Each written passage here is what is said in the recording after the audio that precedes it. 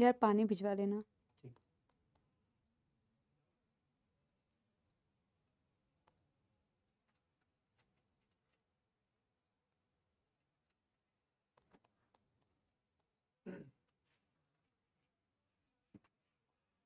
जो डायग्राम बच्चों को बनाया था वहीं से शुरू करना है आज।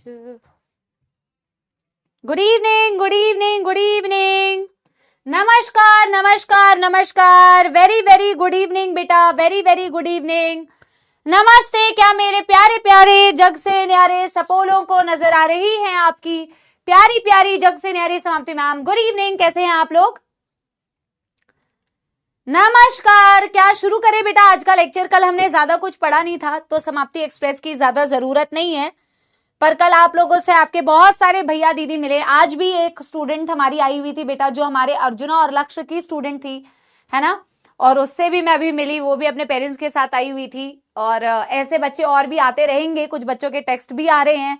690, 695, 700, 705 ऐसे स्कोर आप ही के बैचेस में से बहुत सारे बच्चे कर रहे हैं और आशा करते हैं आप भी करें।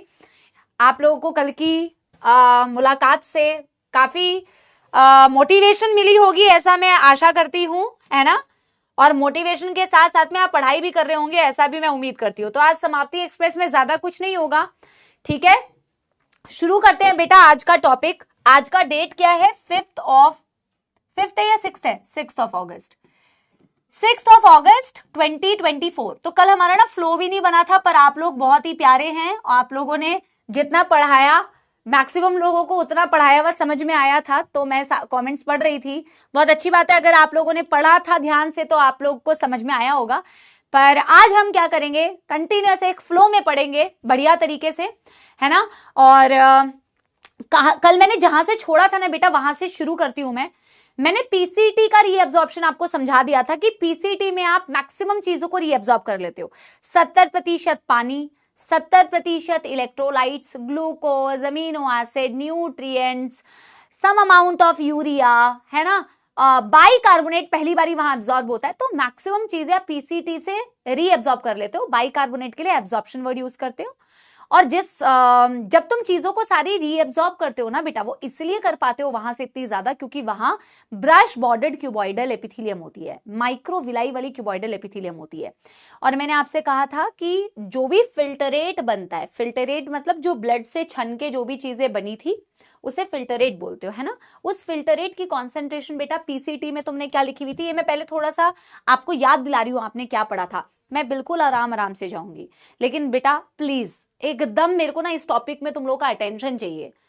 मुझे चाहिए कि तुम लोग एकदम समझ के जाओ कि क्यों हो रहा है ऐसा, ठीक है। धीरे धीरे आपको और ज्यादा फील आएगी टॉपिक में, क्योंकि थोड़ा रिलेटेड टॉपिक है, रिलेटेबल टॉपिक है, बट कंसंट्रेशन के साथ में बेटा आपको सुनना है, ठीक है। तो हमने पीसीटी में कहा था ना बेटा, पीसीटी में आपने ऐसे बनाया था कि ये पीसीटी थी और आपने यहां से मैक्सिमम चीजों का रीएब्जॉर्प्शन किया था। और यहां पे देखो, पानी भी जितना रीएब्जॉर्ब करते हो उतना ही तुम क्या करते हो बेटा, इलेक्ट्रोलाइट्स, आयंस को भी यहां से रीएब्जॉर्ब कर लेते हो। तो यहां पे जो तुम्हारा फिल्टरेट था, इसकी कॉन्सेंट्रेशन 300 मिली ऑस्मॉल होती है। मिली ऑस्मॉल पर लीटर यूनिट है, मिली ऑस्मॉल पर लीटर यूनिट होती है कॉन्सेंट्रेशन की। और आप याद रखिए बेटा, ये आप ऑस्मोलैरिटी बताते हैं। ये आप क्या बताते हैं, आप ना नोटबुक में कहीं ऊपर ना जो आपकी जगह होती है उस जगह पे आप इस चीज को लिख भी लीजिए।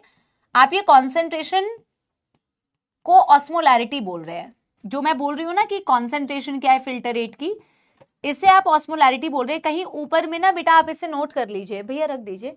आप इसे ऑस्मोलैरिटी बोल रहे हैं, ठीक है। इसको मेजर कैसे कर रहे हैं, यूनिट क्या है, मिली ऑस्मॉल पर लीटर, जिसे आप शॉर्ट में लिख रहे थे, ठीक है, मिली ऑस्मोल पर लीटर। और मैंने ये भी कहा था बेटा कि अगर आप 300, आपने शुरुआत की थी 300 से और आपने देखा था 1200 तक भी पहुंचती है, देखो इसका मतलब है ज्यादा इंक्रीज्ड ऑस्मोलैरिटी, ज्यादा ऑस्मोलैरिटी।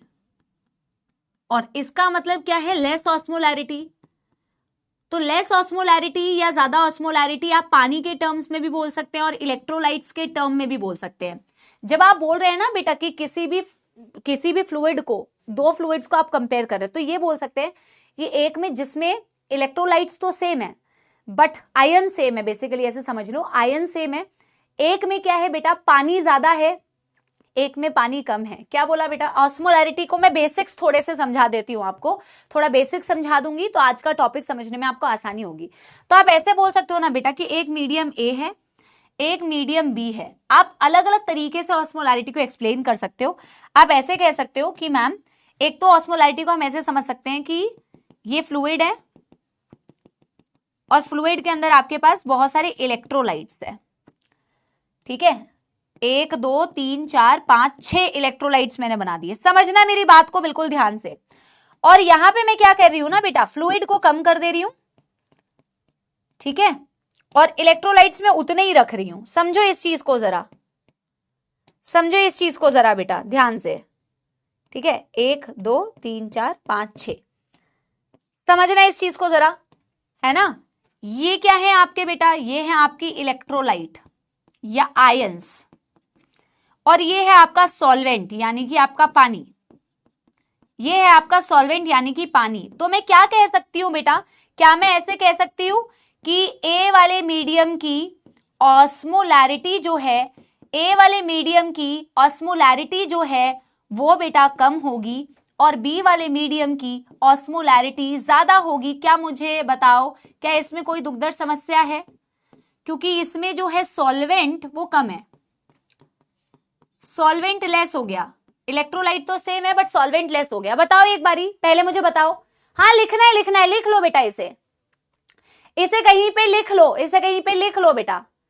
या तो एक स्टिकी नोट्स टाइप का होता है ना, क्योंकि ये बेसिक्स बता रही हूं। कल जो मुझे समझ में आया कि तुम्हें थोड़ा सा ऑस्मोलैरिटी पहले समझाने की जरूरत है, तभी तुम आगे बेटा। हाँ, कोई दुखद समस्या तो नहीं है, पक्की बात। और बेटा तुम ना अदर वे में भी कह सकते हो, जो मैं अभी तुम्हें ना लूप ऑफ हेनले में से किन चीजों की रीअब्जॉर्प्शन होती है ना, उसके प्रोस्पेक्टिव में अभी मैं समझाऊंगी, ठीक है। यस, आगे बढ़ जाऊं तो एक थम्स अप दे दो। आगे बढ़ जाऊं तो देखो, तुम सॉल्वेंट के टर्म्स में भी ऑस्मोलैरिटी को एक्सप्लेन कर सकते हो और उसके अंदर जो इलेक्ट्रोलाइट्स है ना उसके टर्म में भी ऑस्मोलैरिटी को एक्सप्लेन कर सकते हो, जो मैं अभी तुम्हें लूप ऑफ हेनले के मदद से समझाऊंगी। दोनों तरीके से आप ऑस्मोलैरिटी को एक्सप्लेन कर सकते हैं। आप सिर्फ ऐसे समझना, ऑस्मोलैरिटी का मतलब है आप ज्यादा कॉन्सेंट्रेशन की बात करेंगे। जिसकी ज्यादा ऑस्मोलैरिटी बोल रहे हैं वो ज्यादा कॉन्सेंट्रेटेड है, जिसकी ज्यादा ऑस्मोलैरिटी बोल रहे हैं वो ज्यादा कॉन्सेंट्रेटेड है। सिंपल, जो ज्यादा ऑस्मोलैरिटी है मतलब वो ज्यादा कॉन्सेंट्रेटेड दिख रहा है तुम्हें, ठीक है। यस, कल जो हमने लूप ऑफ हेनले का डायग्राम बनाया था, मैं उस डायग्राम को वापस से बनाने वाली हूं, ताकि मैं तुम्हें यह बताऊं कि लूप ऑफ हेनले से बेटा आप किन किन चीजों को रीअब्सॉर्ब करते हो। तो मैंने कल एक डायग्राम बनाया था और मैंने तुम्हें ऐसे दिखाने की भी कोशिश की थी। तुमने जैसा भी बनाया हो बेटा, अपना डायग्राम एक बार देख लो, मैं वापस से बना रही हूं। तुमने कहा था आपका बेटा, जैसे कि यहां पे मैं वापस से बनाती हूं, ठीक है। आपने ऐसे लूप ऑफ हेनले को थोड़ा पतला करते हैं, आपने ऐसे लूप ऑफ हेनले को बनाया था। लूप ऑफ हेनले कहां होता है बेटा, आपके मेड्यूलर रीजन में होता है loop of Henley. Loop of Henley deeply penetrated, मैं जक्स्टा मेड्यूलरी नेफ्रॉन्स की बात कर रही हूं, क्योंकि जक्स्टा मेड्यूलरी नेफ्रॉन्स ही तो बेटा लूप ऑफ हेनले उनका लंबा होता है ना। तो मैं एक बारी लूप ऑफ हेनले बना रही हूं वापस से।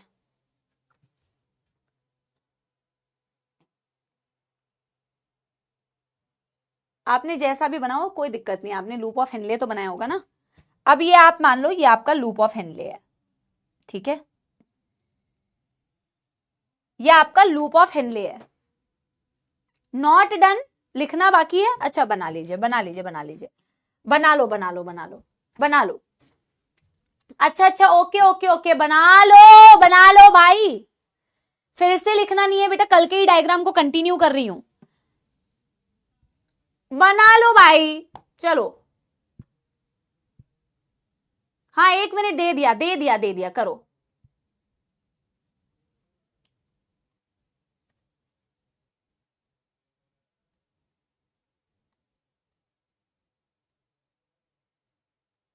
कर लो भाई, कर लो।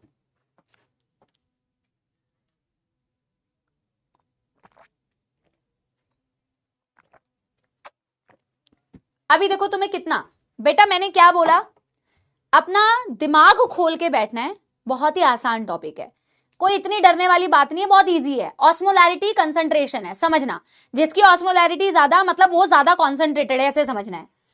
ऑस्मोलैरिटी किसी की ज्यादा है मतलब वो ज्यादा कॉन्सेंट्रेटेड है, ऑस्मोलैरिटी किसी की कम है यानी कि वो लेस कॉन्सेंट्रेटेड है, सिंपल सी बात, ऐसे समझना, ठीक है। ऑस्मोलैरिटी को कंसंट्रेशन से तुम्हें रिलेट करना है, जितनी ज्यादा ऑस्मोलैरिटी उतना ज्यादा कॉन्सेंट्रेटेड तुम्हें दिख रहा है, जितनी कम ऑस्मोलैरिटी उतना कम कॉन्सेंट्रेटेड तुम्हें दिख रहा है, ठीक है। अभी मैं तुम्हें आगे बताऊं, यस, आगे बढ़ाऊं अभी,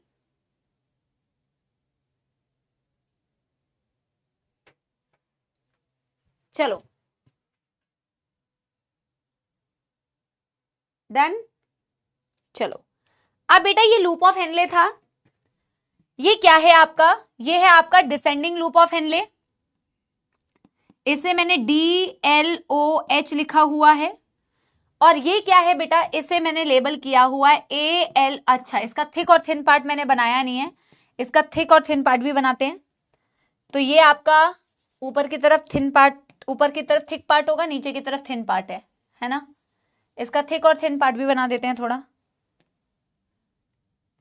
ये बना दिया हमने थिक पार्ट, ये बना दिया हमने thick part,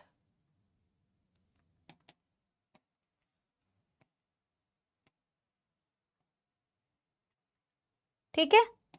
ascending loop of Henley में थिन और थिक पार्ट दोनों थे ना। एक चीज और याद करो बेटा, एक चीज और क्या याद करो, पहली बात तो this is the thin portion of ascending loop of Henley and this is the thick portion of ascending loop of Henley, ठीक है। ये बाहर वाला एरिया क्या था बच्चों, ये बाहर वाला एरिया क्या था, कॉर्टेक्स, और ये अंदर वाला एरिया क्या था, ये सबसे अंदर का हिस्सा है मेड्यूला का, इसे इनर मेड्यूला बोला था। याद आ रहा है कि नहीं प्यारे बच्चों, क्या ये इनर मेड्यूला है।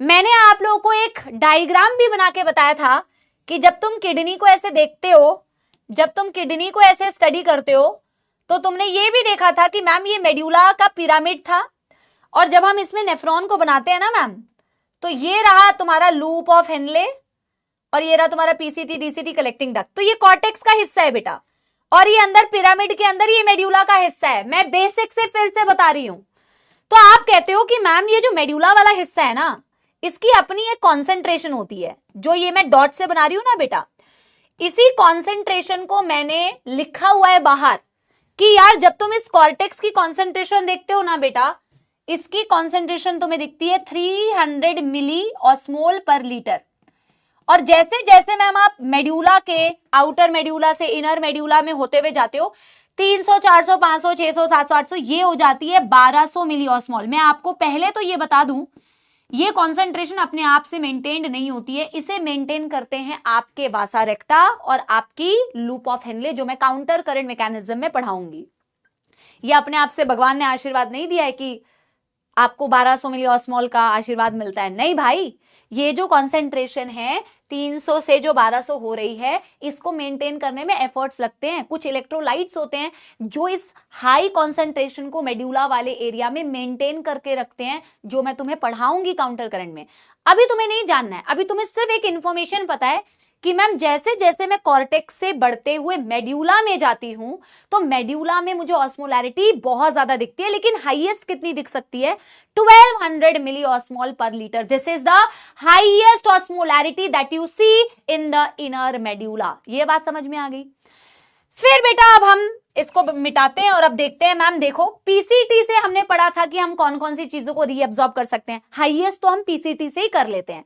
ब्रश बॉर्डर्ड क्यूबॉइडल एपिथेलियम में सारी चीजें मैक्सिमम वहीं पे कर दिया, अब तो बचा कुचा तुम लूप ऑफ हेनले और DCT से रीअब्सॉर्ब करोगे। एक बारी मैं देख लेती हूँ तुम्हें मैंने इसमें क्या बताया। मैंने तुम्हें यह भी बताया था कि तुम्हारी बेटा डिसेंडिंग लूप ऑफ हेनले और असेंडिंग लूप ऑफ हेनले के थिन पार्ट में सिंपल स्क्वामस एपिथेलियम होती है, ये भी लिखा था तुमने कि यहां पे और यहां पे सिंपल स्क्वामस एपिथेलियम लिखा था बेटा, और तुम्हारे थिक पार्ट में होती है सिंपल क्यूबॉइडल एपिथेलियम, ये भी लिखा था प्यारे बच्चों, यस। अब मैम जो फिल्टरेट नीचे पास होगा ना, यस यस, अब जैसे जैसे फिल्टरेट क्या है, वही जो आगे जाके यूरिन बनेगा मैम, जैसे जैसे, और फिल्टरेट तो याद रखिए नीचे मूव कर रहा है क्योंकि ये डिसेंडिंग लूप ऑफ हेनले है, और असेंडिंग लूप ऑफ हेनले में फिल्टरेट कैसे मूव करेगा, ऊपर की डायरेक्शन में, क्योंकि ये असेंडिंग लूप ऑफ हेनले है।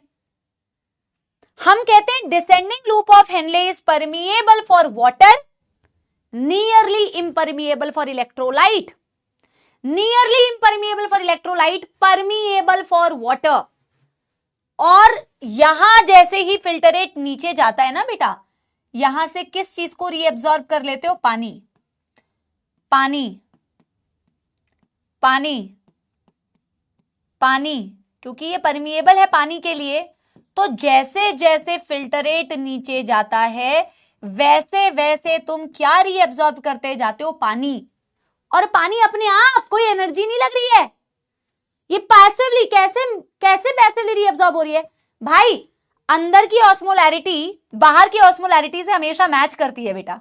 देखना, जो फिल्टरेट यहां आया था पीसीटी में, उसकी ऑस्मोलैरिटी थी 300 मिली ऑस्मोल पर लीटर, ठीक है। अब जैसे जैसे आपका फिल्टरेट नीचे जाता है बेटा, जैसे जैसे फिल्टरेट नीचे जाता है, अब ये 300 मिली ऑस्मोलैरिटी वाला फिल्टरेट नीचे गया, बाहर तो बेटा ज्यादा ऑस्मोलैरिटी है, बाहर की ऑस्मोलैरिटी ज्यादा है ना, तो पानी अपने आप निकल जाता है, पानी निकल जाता है, अपने आप निकल जाता है, ताकि बाहर और अंदर की ऑस्मोलैरिटी बैलेंस हो पाए। समझ रहे हो, क्योंकि बाहर की ऑस्मोलैरिटी बेटा, बाहर की कॉन्सेंट्रेशन अंदर जाते जाते ज्यादा कॉन्सेंट्रेटेड है ना, तो पानी ऑटोमेटिकली निकल जाता है। 300 से 400, 400 से 500, 500 से 600, 600 से 700, 700 से 800, 1200।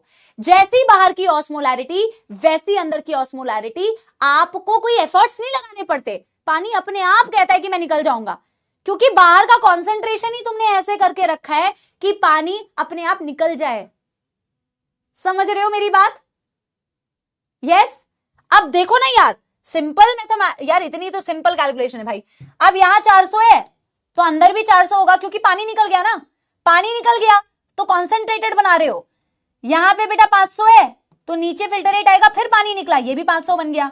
नीचे 6, यहां बाहर 600 है, यहां से पानी निकला, ये भी 600 हो गया। ऐसे करते करते बेटा जब तुम नीचे आते हो तो तुम तब तक पानी रीअब्सॉर्ब करते हो, तब तक पानी निकालते हो, जब तक अंदर की ऑस्मोलैरिटी भी 1200 मिली ऑस्मोल नहीं हो जाती। अब 1200 के बियॉन्ड बेटा तुम रीअब्सॉर्ब नहीं कर सकते, 1200 के बियॉन्ड तुम रीअब्सॉर्ब नहीं कर रहे, क्योंकि बाहर 1200 है तो अंदर भी 1200 है।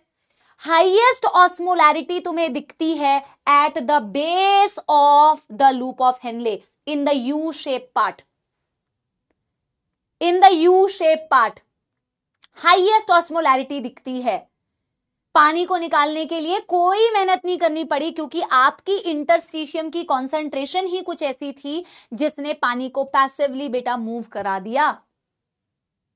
समझ गए? यस। अब ये बाहर मूव नहीं करती है, अभी मैं तुम्हें ये पढ़ाऊंगी काउंटर करंट मैकेनिज्म में। क्या ये सिर्फ बाहर मूव करके रह जाएगी? इसके चार, तुम रीअब्सॉर्ब कर रहे हो चीजों को, कहां रीअब्सॉर्ब कर रहे होते हो? आंसर दो कमेंट सेक्शन में। ऐसे रीअब्सॉर्प्शन, आप वर्ड यूज कर रहे हो रीअब्सॉर्प्शन, कहां रीअब्सॉर्ब करोगे? काउंटर करंट मैकेनिज्म में यही तो पढ़ाऊंगी। इसके चारों ओर क्या कैपिलरी नेटवर्क नहीं होती है? आप पानी को कहां रीअब्सॉर्ब कर रहे थे? पीसीटी में न्यूट्रिएंट्स को, अमीनो एसिड्स को, आयंस को, यूरिया को, बाइकार्बोनेट को कहां भेज रहे थे? ब्लड में भेज रहे थे ना, पेरिटिब्यूलर कैपिलरी में भेज रहे थे पीसीटी में। यहां कहां भेज रहे होगे? ब्लड में। इसके चारों ओर क्या है? वासा रेक्टा। वही तो पढ़ाऊंगी मैं तुम्हें बेटा अभी। इसको तुम कहां भेजोगे? इसको तुम इसके चारों ओर जो ब्लड वेजल्स हैं, जो ब्लड कैपिलरीज हैं, इसे तुम वहां भेजोगे ना बेटा, वासा रेक्टा के अंदर। यही चीज तो काउंटर करंट मैकेनिज्म में पढ़ोगे भी। This is the Vasa रेक्टा। Reabsorb करने का मतलब क्या होता है बेटा? मतलब होता है ब्लड में रीएब्सॉर्ब कर रहे हो चीजों को भाई। यस और नो?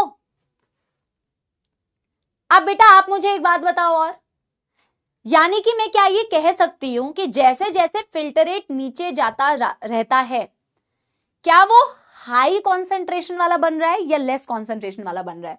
पहले 300 था, अब 1200 हो गया, तो मैं कह सकती हूं कि your filter rate became hypertonic. Hyper मतलब ज्यादा कॉन्सेंट्रेटेड। क्या कह सकती हूं मैं? क्या कह सकती हूं मैं? यस एवरीवन, हाइपरटोनिक कह सकते हैं। हाइपर मतलब ज्यादा कॉन्सेंट्रेटेड। यस, कह सकती हूं, करेक्ट बात है। अब बेटा आप मुझे बताओ, यहां पे भी जो मेड्यूला है, इनर मेड्यूला, यहां पे भी तो 1200 मिली ऑस्मोल कॉन्सेंट्रेशन है, और जैसे जैसे ऊपर जाते जाओगे कॉन्सेंट्रेशन कम है, 300 मिली ऑस्मोल। जैसे जैसे फिल्टर रेट ऊपर जाता है, ascending loop of Henle is permeable only for electrolytes. ये सिर्फ इलेक्ट्रोलाइट्स के लिए परमिएबल होता है, लेकिन एक जगह पे पैसिवली इलेक्ट्रोलाइट्स होते हैं रीअब्सॉर्ब, एक जगह पे एक्टिव रीअब्सॉर्प्शन होती है, और ये क्वेश्चन में पूछते हैं। जैसे जैसे आपके असेंडिंग लूप से बेटा फिल्टर रेट ऊपर जाता है, यहां से आपके इलेक्ट्रोलाइट्स रीअब्सॉर्ब होते हैं, थिन पार्ट से पैसिवली रीअब्सॉर्ब होंगे और थिक पार्ट से एक्टिव रीअब्सॉर्प्शन होगी, समझना, ठीक है। यहां से एक्टिव रीअब्सॉर्प्शन होती है, एक्टिव रीअब्सॉर्प्शन, और थिन पार्ट से पैसिव रीअब्सॉर्प्शन। और आप खुद ही मुझे बताओ ना बेटा, अब तुम क्या कर रहे हो? Very good, very good, hypotonic, शानदार। अब खुद मुझे बताओ, तुम्हारा जो ये फिल्टर रेट था जब ये ऊपर जा रहा था, अब तुमने इसमें पानी को कुछ भी नहीं छेड़ा, अब तुमने क्या किया, इसमें से इलेक्ट्रोलाइट हटा दिए। इलेक्ट्रोलाइट हटा दोगे तो क्या होता जा रहा है, डाइल्यूट होता जा रहा है। ऊपर गया और इलेक्ट्रोलाइट्स हटा दिए, डाइल्यूट हो गया। ऊपर गया और इलेक्ट्रोलाइट्स हटा दिए, डाइल्यूट हो गया। तो नीचे 1200 मिली ऑस्मोल था, यहां इलेक्ट्रोलाइट हटाया 1000, और इलेक्ट्रोलाइट्स हटाया 900, और इलेक्ट्रोलाइट हटाया 700। इलेक्ट्रोलाइट इलेक्ट्रोलाइट इलेक्ट्रोलाइट इलेक्ट्रोलाइट हटाते गए, ऊपर आते आते कॉन्सेंट्रेशन कितनी हो गई, 300 मिली ऑस्मोल। फिर से hypotonic, less concentrated. Hypotonic, less concentrated. और ऐसा ही तो होता है, क्योंकि जब तुम बाहर की ऑस्मोलैरिटी देख रहे हो तो नीचे ज्यादा है, ऊपर कम है या नहीं बेटा? Yes, yes, this is high osmolarity, this is less osmolarity. तो जैसे जैसे फिल्टर रेट ऊपर जाता है वो बाहर के जैसा मैच करता है भाई। तो यहां से जब इलेक्ट्रोलाइट्स हटा दोगे तो इलेक्ट्रोलाइट्स के टर्म में भी तुम कॉन्सेंट्रेशन की बात कर सकते हो, पानी के टर्म्स में भी तुम कॉन्सेंट्रेशन की बात कर सकते हो। किसी चीज से पानी हटा दोगे, निकाल दोगे, रीअब्सॉर्ब कर लोगे, तो वो फ्लूइड क्या बन जाएगा बेटा? कॉन्सेंट्रेटेड बन जाएगा, क्योंकि पानी हटा दिया। या फिर किसी भी फ्लूइड से अगर तुमने इलेक्ट्रोलाइट्स हटा दिए, आयंस हटा दिए, तो वो कैसा बन जाएगा? डाइल्यूट बन जाएगा। ये तो बेसिक केमिस्ट्री है, तुमको पता होनी चाहिए। क्या समझ में आ गई बात? सिर्फ एक सिंपल सी बात है कि descending loop of Henle is permeable for water, nearly impermeable for electrolyte. ये एनसीईआरटी की लाइन है, nearly impermeable for electrolyte, but ascending loop of Henle is impermeable for water, permeable for electrolytes, but passive reabsorption in the thin part, active reabsorption in the thick part। और ये कहां reabsorb होंगे बेटा? जो इसके आसपास blood vessels होंगे। क्या है इसके आसपास ब्लड वेजल्स? क्या इसके आसपास के ब्लड वेजल्स बेटा वासा रेक्टा है या नहीं? कहां reabsorb कर रहे होगे? क्या वासा रेक्टा के अंदर reabsorb नहीं कर रहे होगे? बताओ। जिनको भी ये कंफ्यूजन थी कि कहां जा रहे हैं मैम, कहां जा रहे हैं मैम, वासा रेक्टा के अंदर ही तो जा रहे हैं। यस, जल्दी बताओ। यस एवरीबॉडी, क्या इस बात को मैं नोट मतलब वो थ्योरेटिकल फॉर्म में लिखवा दूं? क्या थ्योरेटिकल फॉर्म में लिखवा दूं? यस,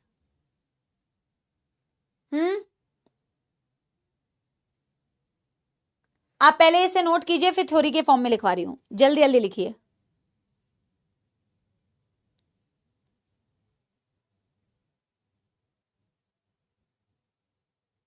पहले आप इसे नोट कीजिए, फिर मैं थ्योरेटिकल फॉर्म में इसे लिखवा देती हूं, ठीक है? चलो जल्दी जल्दी जल्दी।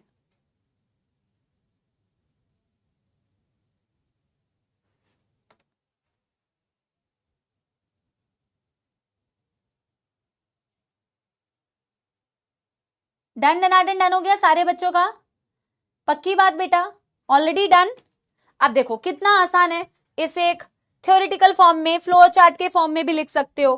बेटा इसमें कहाँ दिक्कत है तो मुझे बताओ, तुम्हें केमिस्ट्री आते ही कुछ बच्चों को एकदम रोना क्यों आता है ये बताओ? तुम तो एक्सपर्ट्स हो यार। मैंने कहा लूप ऑफ हेनले के दो पार्ट है ma'am, descending loop of Henley and ascending loop of Henley. इसमें दो पोर्शंस होते हैं। पहले तो दो पोर्शंस की बात बाद में करेंगे, पहले तो इनके बारे में कुछ कुछ पॉइंट्स लिखते हैं। हमने पहले डिसेंडिंग लूप ऑफ हेनले के बारे में कहा, permeable for water, permeable for water, इससे पानी पास होता है। Nearly impermeable for, nearly impermeable for electrolyte, nearly impermeable for electrolyte. ठीक है? नहीं विवेक बेटा, नहीं विवेक बेटा, वासा रेक्टा का कॉन्सेप्ट मैं बताऊंगी अभी। मैंने वासा रेक्टा के बारे में अभी बताई नहीं कि उसमें कितनी ऑस्मोलैरिटी होती है। ब्लड की ऑस्मोलैरिटी आप कभी चेंज नहीं कर सकते, वही तो काउंटर करंट मैकेनिज्म में पढ़ाऊंगी। ठीक है? As the filtrate goes down, as the filtrate goes down, as the filtrate goes down beta, water is reabsorbed and filtrate becomes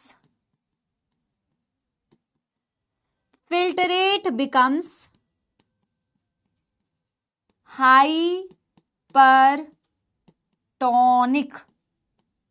पानी हटा दिया तो कॉन्सेंट्रेटेड बन गया।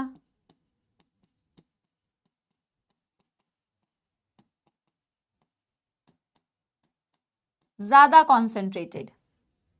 ठीक है? अब तुम बात करो बेटा असेंडिंग लूप ऑफ हेनले की। असेंडिंग लूप ऑफ हेनले की सबसे पहले तो बात करोगे ओवरऑल। क्या ओवरऑल बात करोगे? Permeable for electrolytes, permeable for electrolytes but impermeable for water, but impermeable for water. ये पानी के लिए परमिएबल बिल्कुल भी नहीं है। ठीक है बेटा, एक लाइन में लिख रही हूं, स्टार मार्क करके लिखना, मिनिमम रीएब्जॉर्प्शन। जब आपको किसी, जैसे आप पीसीटी के लिए कहते हैं ना हाईएस्ट रीएब्जॉर्प्शन होती है, वैसे ही आप असेंडिंग लूप ऑफ हेनले के लिए कहते हैं कि अगर कोई नेफ्रॉन का ऐसा पार्ट है जिसमें सबसे कम रीएब्जॉर्प्शन हो रही है, तो सबसे लीस्ट रीएब्जॉर्प्शन, मिनिमम रीएब्जॉर्प्शन आपके असेंडिंग लूप ऑफ हेनले से होती है। सबसे लीस्ट रीएब्जॉर्प्शन बेटा आपके असेंडिंग लूप ऑफ हेनले से होती है, हाईएस्ट पीसीटी से। अब जैसा कि हम कहते हैं ma'am ascending loop of Henley के दो पार्ट्स हैं, एक हो गया हमारा थिन पार्ट, यहां पैसिव रीएब्जॉर्प्शन होती है इलेक्ट्रोलाइट्स की। पैसिव मतलब विदाउट एटीपी, पैसिव रीएब्जॉर्प्शन। और थिक पार्ट में बेटा with the use of ATP, ये वाला पॉइंट जरूर याद रखना, एक्टिव रीएब्जॉर्प्शन। और मैम ने एक चीज क्या बोली बेटा, जैसे जैसे as the filtrate move upward, as the filtrate moves upward, electrolyte reabsorbed, filtrate कैसा बन जाएगा, तुमने इलेक्ट्रोलाइट हटा दिया उसमें से, filtrate becomes hypotonic, filtrate becomes hypotonic less concentrated. बेटा क्या हाइपोटोनिक और हाइपरटोनिक में आपको कोई भी दुखदर्द समस्या है क्या? एक बारी देख लो, क्या कोई भी दुखदर्द समस्या है क्या?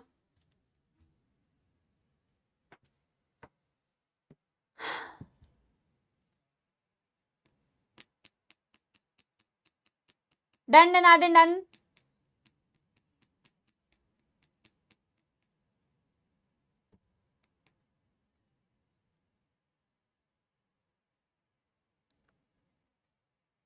जल्दी बताओ।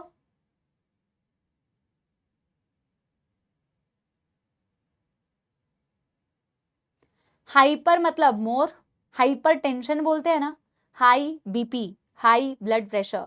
हाइपरटोनिक मतलब ज्यादा कॉन्सेंट्रेटेड, हाइपोटोनिक मतलब लेस कॉन्सेंट्रेटेड। ये बेसिक केमिस्ट्री है कि किसी से पानी निकाल दोगे तो वो क्या बनेगा, किसी से इलेक्ट्रोलाइट निकाल दोगे तो वो क्या बनेगा, किसी में पानी ज्यादा कर दोगे तो वो क्या बनेगा, किसी में इलेक्ट्रोलाइट ज्यादा कर दोगे तो वो क्या बनेगा। भाई ये बेसिक केमिस्ट्री है। हाँ तो लिखने तो दो ना, मैंने तुम्हारा हाथ थोड़ी पकड़ रखा है या तुमने मेहंदी लगा रखी है। लिखो जल्दी जल्दी। पूरे साल भर लिखते ही रहोगे क्या फिर? बहानेबाजी है सिर्फ। चलो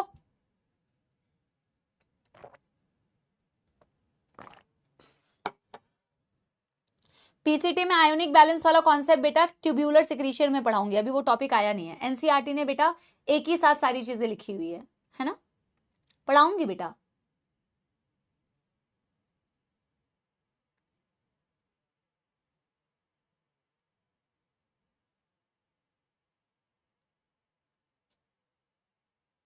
डन डन डन डन।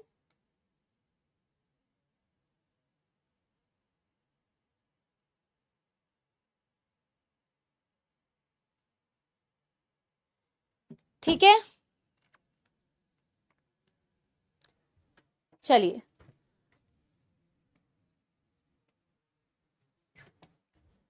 कुछ पॉइंट लिख लीजिए, जैसे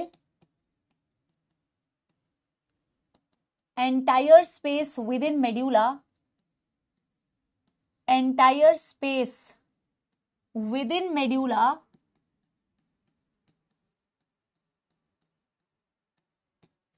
is known as medullary interstitium, medullary interstitium। ठीक है,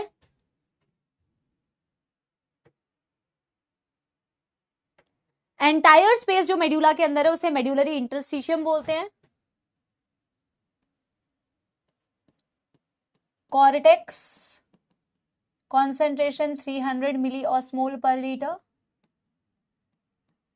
एंड इनर मेड्यूला। ये कैसे होता है ये कॉन्सेंट्रेशन ना बेटा, ये मैं आपको आगे के टॉपिक्स में समझाऊंगी।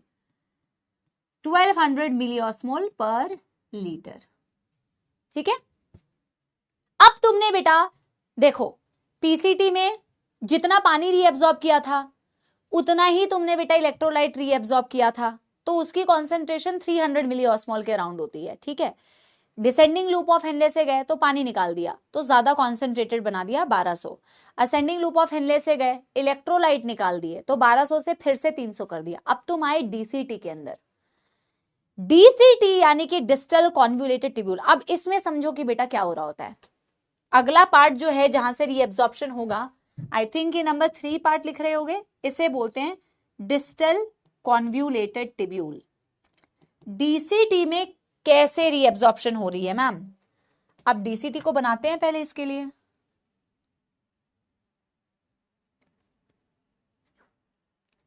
ये डीसीटी है और ये तुम्हारी कलेक्टिंग डक्ट है। कलेक्टिंग डक्ट की बात बाद में करेंगे।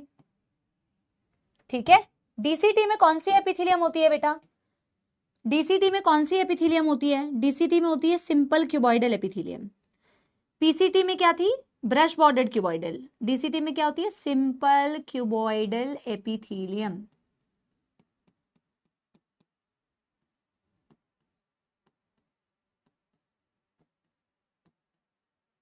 सिंपल क्यूबॉइडल एपिथेलियम सबसे फर्स्ट चीज। DCT is lined by simple cuboidal epithelium. It is lined by simple cuboidal epithelium. DCT में एक बहुत खास टर्म हम यूज करते हैं कि यहां कंडीशनल रीअब्जॉर्प्शन होती है. अब कंडीशनल रीअब्जॉर्प्शन तो बात की बात है, जो बहुत इंपॉर्टेंट टॉपिक है बेटा, कंडीशनल रीअब्जॉर्प्शन. ठीक है, हाँ अभी सुनो, ये जो डीसीटी है ना बेटा, अभी तक तुमने असेंडिंग लूप ऑफ हेनले से फिल्टर रेट को लेके आ रहे थे. असेंडिंग लूप ऑफ हेनले में फिल्टर रेट की कॉन्सेंट्रेशन कितनी थी? 300 मिली ऑस्मॉल पर लीटर. जैसे वो फिल्टर रेट बेटा आता है आपके डीसीटी में, यहां पे आपको, आप एनसीईआरटी को मैं अभी दिखाऊंगी, ध्यान नहीं देते हैं बच्चे. डीसीटी में शुरुआत में, अर्ली डीसीटी में सबसे लीस्ट कॉन्सेंट्रेशन आपको फिल्टर रेट की दिखती है 200 मिली ऑस्मॉल. आपको 200 कंसेंट्रेशन आपको कहीं और नहीं दिखती. आपके पूरे नेफ्रॉन में 200 मिली ऑस्मॉल सिर्फ डीसीटी के इनिशियल पार्ट में दिखती है और कहीं 200 नहीं दिखती. ऐसा क्यों? क्योंकि जैसे ही फिल्टर रेट डीसीटी में आता है ना, फिर से आप यहां से क्या करते हो? इलेक्ट्रोलाइट को रीअब्सॉर्ब करते हो. इलेक्ट्रोलाइट्स पता है, यहां से सबसे पहले तो आप बाइकार्बोनेट पहली बारी एब्जॉर्ब किया कहां? Bicarbonate reabsorbed. पहली बारी बेटा एब्जॉर्ब किया कहां? पीसीटी में. और दूसरी बारी बेटा रीअब्सॉर्ब किया कहां? डीसीटी के अंदर. Early part of the DCT, यहां आपको दिखती है बेटा लीस्ट कॉन्सेंट्रेशन 200 मिली ऑस्मॉल. और मैं आपको बता दूं, आपकी later part of the DCT में होती है कंडीशनल रीअब्जॉर्प्शन. ये जो बाकी आपको दिख रहा है ना, यहां से भी चीजें रीअब्जॉर्ब हो सकती है. मैम यहां से पानी भी रीअब्जॉर्ब हो सकता है, मैम यहां से Na+ भी रीअब्जॉर्ब हो सकता है, पर इनकी रीअब्जॉर्प्शन होती है कंडीशनल रीअब्जॉर्प्शन. आप डीसीटी के लिए, एनसीईआरटी ने अर्ली और लेट डीसीटी नहीं कहा हुआ है. एनसीईआरटी ने कहा हुआ है भाई डीसीटी में जो रीअब्जॉर्प्शन होती है वो कंडीशनल रीअब्जॉर्प्शन होती है. What is conditional? पापा कहते हैं तुम बोर्ड्स में अच्छा स्कोर लेके आओ तो तुम्हारे लिए हम एक लैपटॉप दिलाएंगे. तो कंडीशन है कि स्कोर अच्छा आएगा तभी तुम्हें लैपटॉप मिलेगा.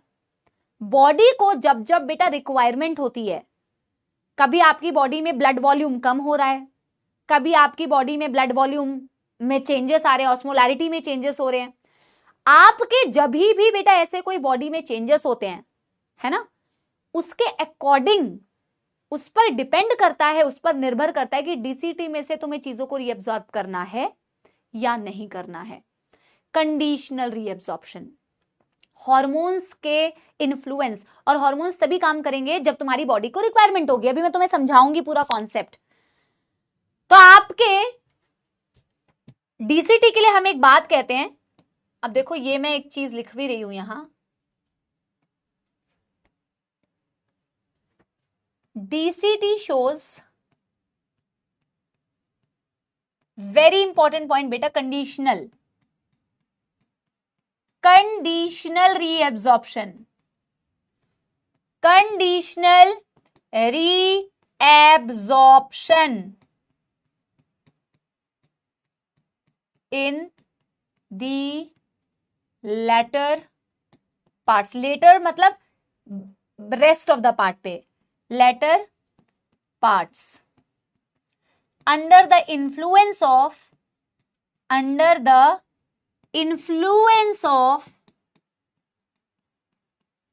certain hormones,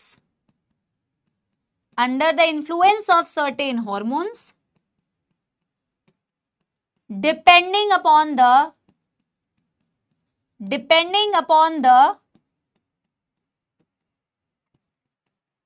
requirement of body, depending upon the requirement of body, needs of body. अभी मैं आपको ये पूरा टॉपिक समझाऊंगी, पहले आप इसे लिखो. हाँ अमृता बेटा, बिल्कुल सीजन वाइज भी डिपेंड करता है, समर और विंटर, क्योंकि आपकी स्वेटिंग पे डिपेंड करता है, आपकी रीअब्जॉर्प्शन, आपके कितनी स्वेटिंग हो रही है, कितना यूरिन आप निकाल रहे हो, उस पर भी डिपेंड करता है, डेफिनेटली डिपेंड करता है बेटा, 100% डिपेंड करता है। डन डन डन कर लो, डन डन डन। अब मैं कंडीशनल, मतलब सर्टेन सिचुएशन है, कंडीशन है भाई, उस कंडीशन के बेसिस, अब कंडीशन आपको अभी मैं नहीं समझाऊंगी, मैं अभी आपको सिर्फ हार्मोन का फंक्शन समझाऊंगी, ठीक है। कंडीशन मैं आपको समझाऊंगी जब मैं आपको रेगुलेशन ऑफ किडनी फंक्शन पढ़ाऊंगी तो, ठीक है। चलो डन डन डन कर लो। अब मैम यहां से ये कंडीशनल रीअब्जॉर्प्शन चीजों की हो कैसे रही है, पानी कैसे रीअब्जॉर्ब हो रहा है, सोडियम आयंस कैसे रीअब्जॉर्ब हो रहे हैं, कौन सी ऐसे हार्मोन्स है जो यहां से आपके सोडियम आयंस को या पानी को रीअब्जॉर्ब करा सकते हैं, इसको जरा एक बारी देखते हैं, ठीक है। दो हार्मोन्स है बेटा, एक है आपके एल्डोस्टेरॉन नाम का एक हार्मोन, और एक हार्मोन है जिसे बोलते हैं एंटी डायूरेटिक हार्मोन, एडीएच। ये हार्मोन्स बेटा जब आपके डीसीटी पर एक्ट करते हैं ना, जब डीसीटी पर काम करते हैं, कब रिलीज होंगे ये कंडीशन बाद में बताऊंगी, पर कंडीशनल है ये, मैं रेगुलेशन में पढ़ाऊंगी कि एल्डोस्टेरॉन क्यों रिलीज हुआ, एडीएच क्यों रिलीज हुआ, क्यों का आंसर बाद में है। पर जब ये हार्मोन्स एक्ट करते हैं ना बेटा डीसीटी के ऊपर, तब ये यहां से कुछ चीजों की रीअब्जॉर्प्शन करवाते हैं। तो वो कैसे क्या रीअब्जॉर्ब कराते हैं वो चीज मैं आपको यहां पे समझाती हूं, ठीक है। चमक गया कॉन्सेप्ट, बहुत अच्छी बात है। अब देखो हार्मोन्स का हम इन्फ्लुएंस समझते हैं। तो दो हार्मोन्स के नाम लिख रही हूं, इसी के आगे बेटा कंटिन्यू करना। एक होता है अपना हार्मोन एल्डोस्टेरॉन, एल्डोस्टेरॉन। एक हार्मोन मैं यहां लिख रही हूं ADH, anti diuretic hormone, ADH, जिसका दूसरा नाम होता है वैसोप्रेसिन। वेरी इंपॉर्टेंट बेटा, दोनों हार्मोन्स बहुत इंपॉर्टेंट है, दोनों हार्मोन्स बहुत इंपॉर्टेंट है, ठीक है। अब देखो पहले तो ये पता करो ये हार्मोन किसके हार्मोन्स है। एल्डोस्टेरॉन, जिसका एक और नाम होता है mineralocorticoid, mineralocorticoid. Aldosterone is the hormone of adrenal cortex. किसी को याद है मैंने एड्रीनल मेड्यूलरी हार्मोन्स पढ़ाए थे, किसी को भी याद है कहां पढ़ाए थे एड्रीनल मेड्यूलरी हार्मोन्स? जल्दी बताओ, जल्दी बताओ कहां पढ़ाए थे मैंने एड्रीनल मेड्यूलरी हार्मोन्स? जब मैं आपको रेगुलेशन ऑफ हार्ट एक्टिविटी पढ़ा रही थी तो वहां पे एनसीईआरटी ने एक लास्ट लाइन लिखी हुई है, adrenal medullary hormones can also alter the cardiac output. Adrenal gland जो होता है बेटा वो दो पार्ट्स में डिवाइडेड होता है। एड्रीनल ग्लैंड का एक अंदर में हिस्सा होता है जिसे बोलते हैं एड्रीनल का मेड्यूला वाला हिस्सा, और एक होता है बेटा जो बाहर का हिस्सा होता है जिसे बोला जाता है एड्रीनल का कॉर्टेक्स वाला हिस्सा। दिस कॉर्टेक्स में भी ना बेटा, कॉर्टेक्स में भी बहुत, मैंने मेड्यूला को कुछ ज्यादा ही छोटा बना दिया बेटा, ये मेड्यूला है सेंटर पे और बाहर पे होता है कॉर्टेक्स, है ना। ये बाहर वाला एरिया होता है कॉर्टेक्स, ये अंदर वाला एरिया होता है मेड्यूला। कॉर्टेक्स के फर्दर 3 पार्ट्स होते हैं जो केमिकल कोऑर्डिनेशन वाले चैप्टर में हम पढ़ेंगे, यहाँ पे तो काम का नहीं है।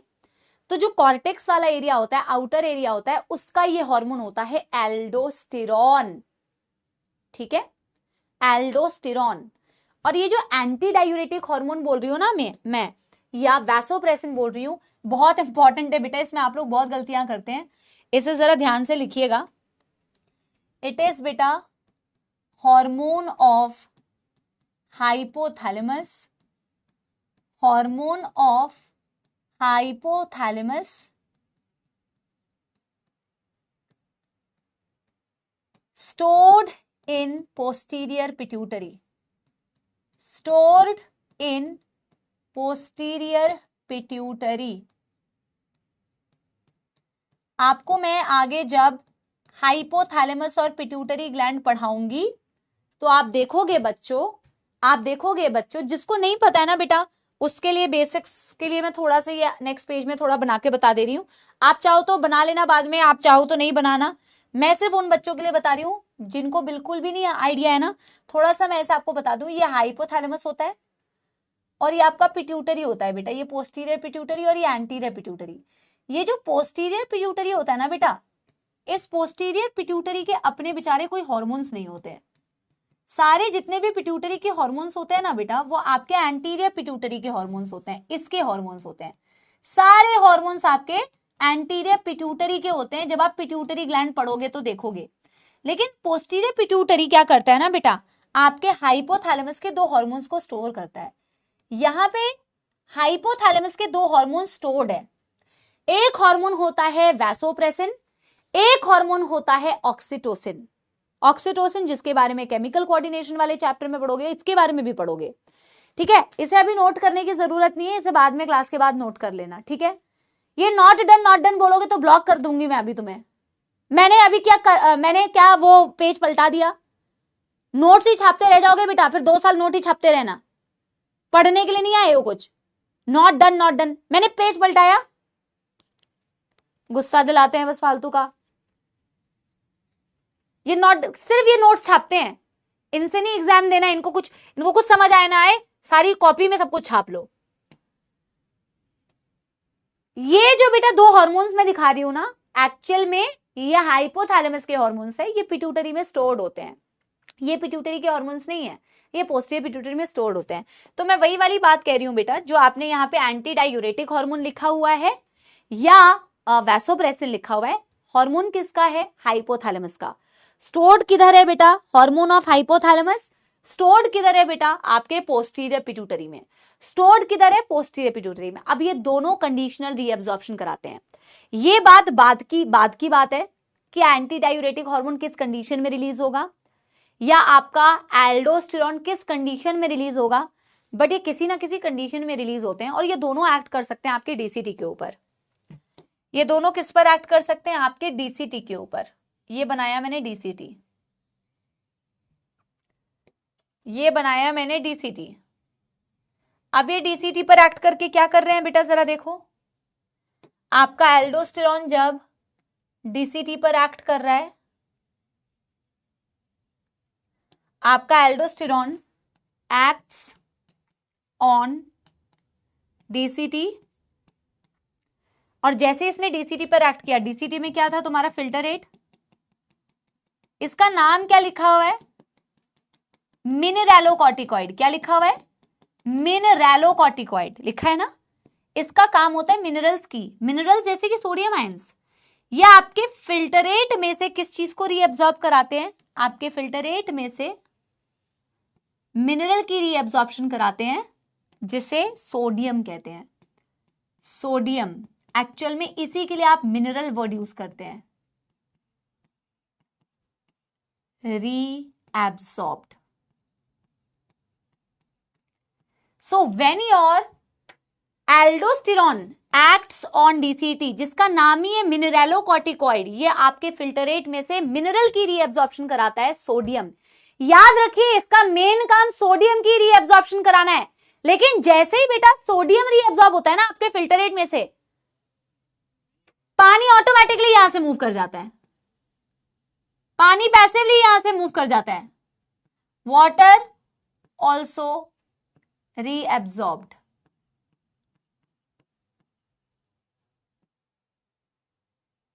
पानी अपने आप रीअब्सॉर्ब हो जाता है बेटा।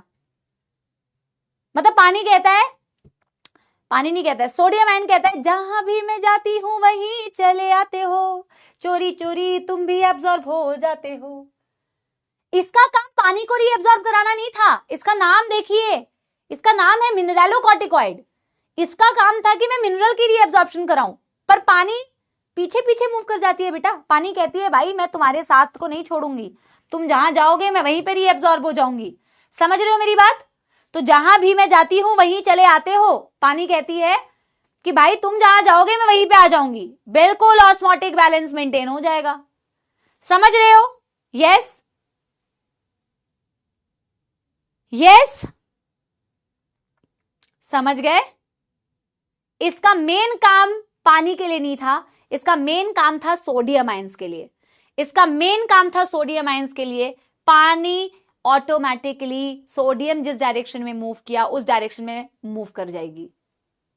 ठीक है, अब देखो, अब मैं यहां पे लिख भी दे रही हूं कि it acts on DCT mainly for Na plus reabsorption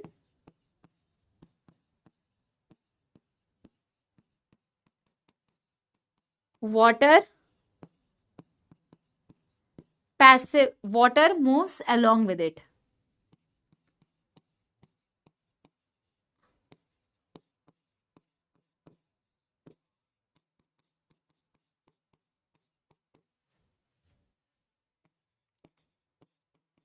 पानी को मिनरली रीअब्सॉर्ब कराने का काम था बेटा एडीएच का, पानी को रीअब्सॉर्ब कराने का काम था। एक्चुअल में पानी जो डायरेक्टली पानी को रीअब्सॉर्ब करा सकती है वो है एंटी डायूरेटिक हार्मोन। जब भी आपकी एंटी डायूरेटिक हार्मोन एक्ट करती है ना बेटा, जब भी आपकी एंटी डायूरेटिक हार्मोन एक्ट करती है डीसीटी पर, इसका काम है डायरेक्टली, इसको इनडायरेक्टली एब्सॉर्ब कराने की जरूरत नहीं है। पानी यहां पे बेटा मूव करता है लेटर, इनडायरेक्टली पानी रीएब्सॉर्ब हो रहा है। यहां पानी तो इनडायरेक्टली रीएब्सॉर्ब हो रहा है, ये तो इनडायरेक्टली रीएब्सॉर्ब हो रहा है, उसका मेन काम पानी के लिए नहीं था। लेकिन बेटा आपकी एडीएच का जो मेन टारगेट होता है वो होता है पानी। अब ये फिल्टरेट कहां गया बेटा आपके, ये फिल्टरेट कहां गया आपके आगे। अब मैं कह रही हूं कि यहां पर डीसीटी पर जब एडीएच एक्ट करती है तो यहां से क्या मूव कर जाता है, पानी, पानी रीएब्सॉर्ब हो जाती है बेटा। क्या रीएब्सॉर्ब हो जाती है, पानी रीएब्सॉर्ब हो जाती है। क्या रीएब्सॉर्ब हो जाती है बेटा, पानी रीएब्सॉर्ब हो जाती है। उसका काम अभी मैं देखो इसके नाम से इसका फंक्शन बताती हूं। तो मैं एडीएच के लिए कह सकती हूं when it acts on DCT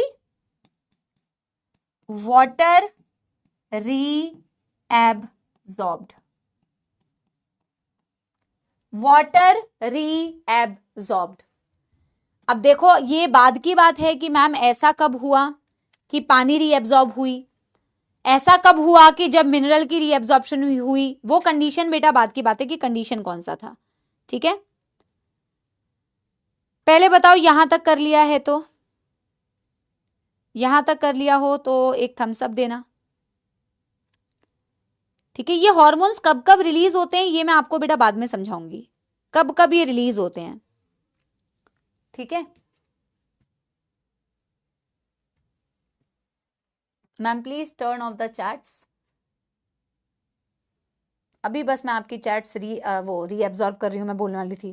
chats of करती हूँ, आप लोग पहले इसको डन वाला मुझे एक थम्स अप दे दो, फिर मैं आपकी चैट्स को ऑफ कर रही हूँ, फिर आप चैट्स करो, कितनी चैट्स आपको करनी है। यानी कि ये दोनों हार्मोन्स, आपका एल्डोस्टेरॉन और आपका मिनरलोकॉर्टिकॉइड, ये दोनों बेटा कंडीशनल रीअब्सॉर्प्शन कराते हैं, ये दोनों कंडीशनल रीअब्सॉर्प्शन कराते हैं बेटा।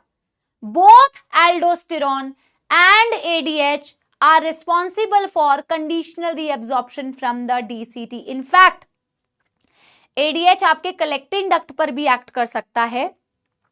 ADH सिर्फ आपके DCT पर काम नहीं करता, ADH आपकी कलेक्टिंग डक्ट पर भी काम कर सकता है और कलेक्टिंग डक्ट से भी ये वाटर को रीअब्सॉर्ब करा सकता है। इसके जो रिसेप्टर्स होते हैं ये DCT पर भी होते हैं, ये कलेक्टिंग डक्ट पर भी होते हैं और ये दोनों जगह से पानी की रीअब्सॉर्प्शन करा सकता है। ठीक है, मैं इसको एक नोट फॉर्म में भी लिख दे रही हूं। तो बेटा क्योंकि हॉर्मोन्स के प्रेजेंस में यहां से रीअब्सॉर्प्शन हो रही है, इसीलिए ये कंडीशनल है। हॉर्मोन्स हर वक्त नहीं रिलीज होंगे, कब रिलीज होंगे देखेंगे, पर वो कंडीशनल है। ठीक है, ADH can also act, ADH can also act on collecting duct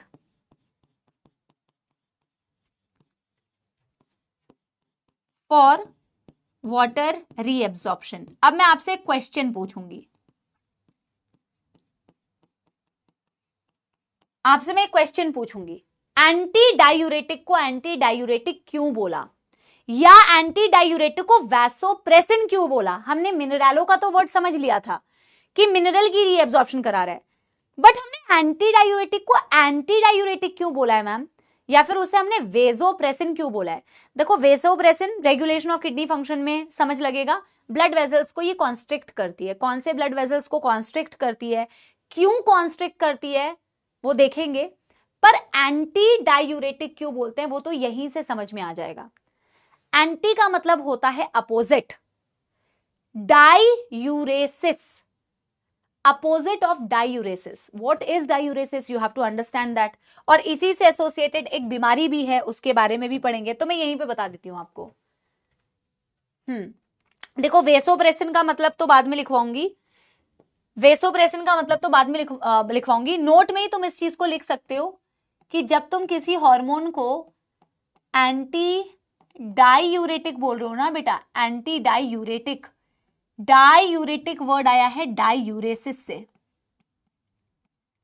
diuretic word आया है डायूरेसिस से, और डायूरेसिस का मतलब होता है loss of water through urine,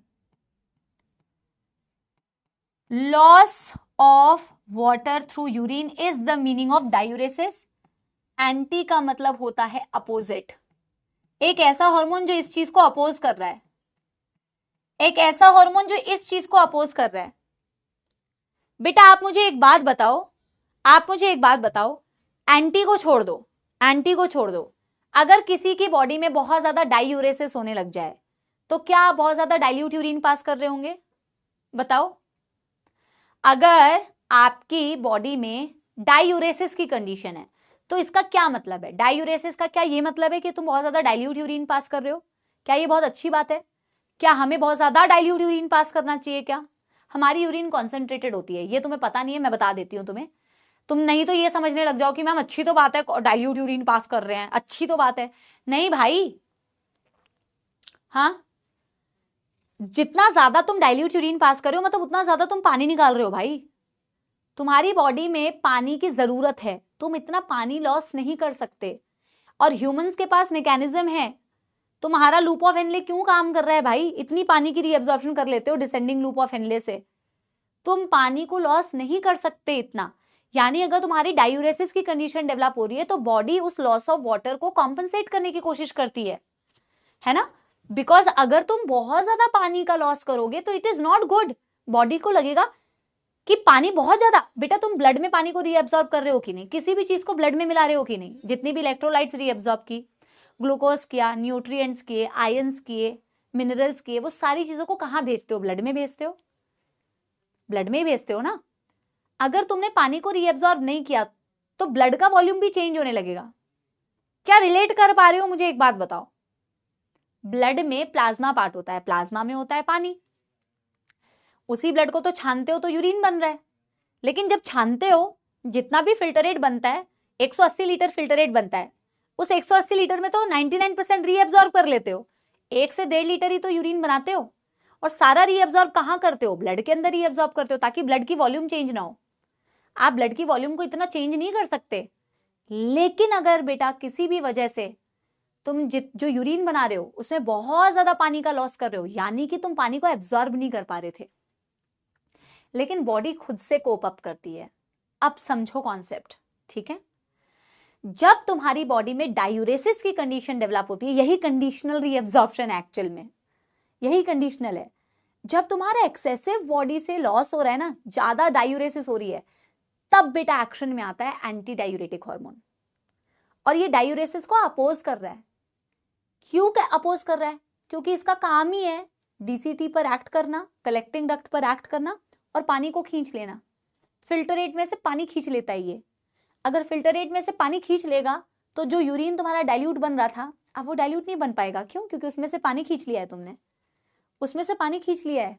देखो डायग्राम से समझाती हूं। ये डीसीटी था, जब डायूरेसिस की कंडीशन है, मान लो ये डीसीटी और ये कलेक्टिंग डक्ट है, जब डायूरेसिस की कंडीशन है तो तुम कह रहे हो कि तुम्हारा ना बहुत ज्यादा डाइल्यूट यूरिन बन रहा है, ये तुम्हारा यूरिन बनेगा, बहुत ज्यादा डाइल्यूट यूरिन पास करोगे, बहुत ज्यादा डाइल्यूट यूरिन पास कर रहे हो। इसको रोका जा सकता है, बॉडी खुद से रेगुलेट करती है। डायूरेसिस मतलब बहुत ज्यादा पानी का लॉस किया, अब तुम इसकी मदद से उसको रोक रहे हो। कैसे रोक रहे हो बेटा इसकी मदद से? जैसे ही तुम्हारे पास एंटी डायूरेटिक हार्मोन का रोल तुम्हें दिखता है, ये आपके डीसीटी और ये आपके कलेक्टिंग डक्ट पर एक्ट करने लग गई। और जैसे ये डीसीटी और कलेक्टिंग डक्ट पर काम करने लग गई, एडीएच यहां पे भी एक्ट कर रही है, यहां पर भी एक्ट कर रही है। क्या करेगी? यहां पर एक्ट करके पानी को खींच लेगी। जो पानी तुम्हारा लॉस हो जा रहा था, अब उस पानी को ये खींच लेती है। उस पानी को क्या कर रही है? खींच रही है। अब जो तुम्हारा यूरिन निकलेगा वो डायूरेट, मतलब इतना डाइल्यूटेड यूरिन नहीं निकलेगा। It prevents.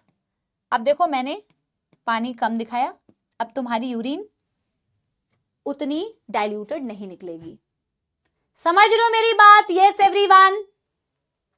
इसने पानी खींच लिया। जब इसने पानी खींच लिया तो इसने डायूरेसिस को अपोज किया ना, इसने डायूरेसिस को अपोज किया, अपोजिट ऑफ डायूरेसिस, तभी तो इसे बोला anti diuretic hormone, opposite of diuresis. अगर किसी भी कारण से किसी भी इंसान में एंटी डायूरेटिक हार्मोन की कमी हो जाए या प्रोड्यूस ना हो पाए तो ऐसे लोगों में बहुत डाइल्यूट यूरिन पास होता है। कंडीशन होती है डायबिटीज इंसिपिडस। आपने अभी तक एक ही डायबिटीज पढ़ी थी या सुनी थी जिसे बोलते हैं डायबिटीज मेलाइटिस, जब ग्लूकोज यूरिन में से निकलता है, उसको भी पढ़ाऊंगी। ये दूसरी डायबिटीज है बेटा, इसे बोलते हैं diabetes insipidus. If there is a deficiency और इनसफिशिएंट एडीएच, अगर एडीएच की कमी हो गई तो डाइल्यूट यूरिन पास होता रहेगा, आप इसको रोक ही नहीं पाओगे। इसे बोलते हैं डायबिटीज इंसिपिडस। इसे बोलते हैं diabetes insipidus, excessive loss of water through urine. लिखवा दूं इसे? अगर ये बना लिया है तो बेटा सारे बच्चे एक बारी थम्स अप दे देना। अगर इसे बना लिया है तो सारे बच्चे एक बारी थम्स अप दे देना, मैं इसे लिखवाती हूं, ठीक है? दोनों सुना है क्या? चलो बहुत अच्छी बात है ये तो।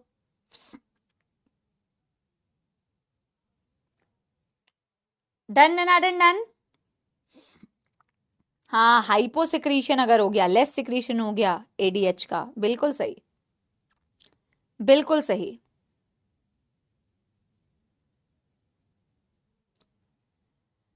डन ना डन? Done everybody?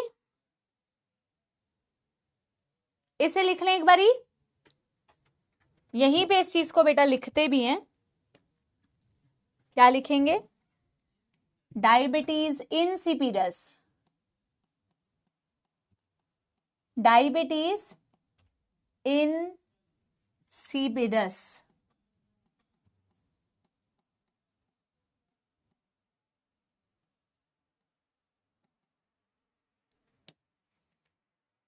अगर देर इज अ हाइपोसिक्रीशन, यानी कि लेस सिक्रीशन, हाइपो का मतलब होता है less, hyposecretion of ADH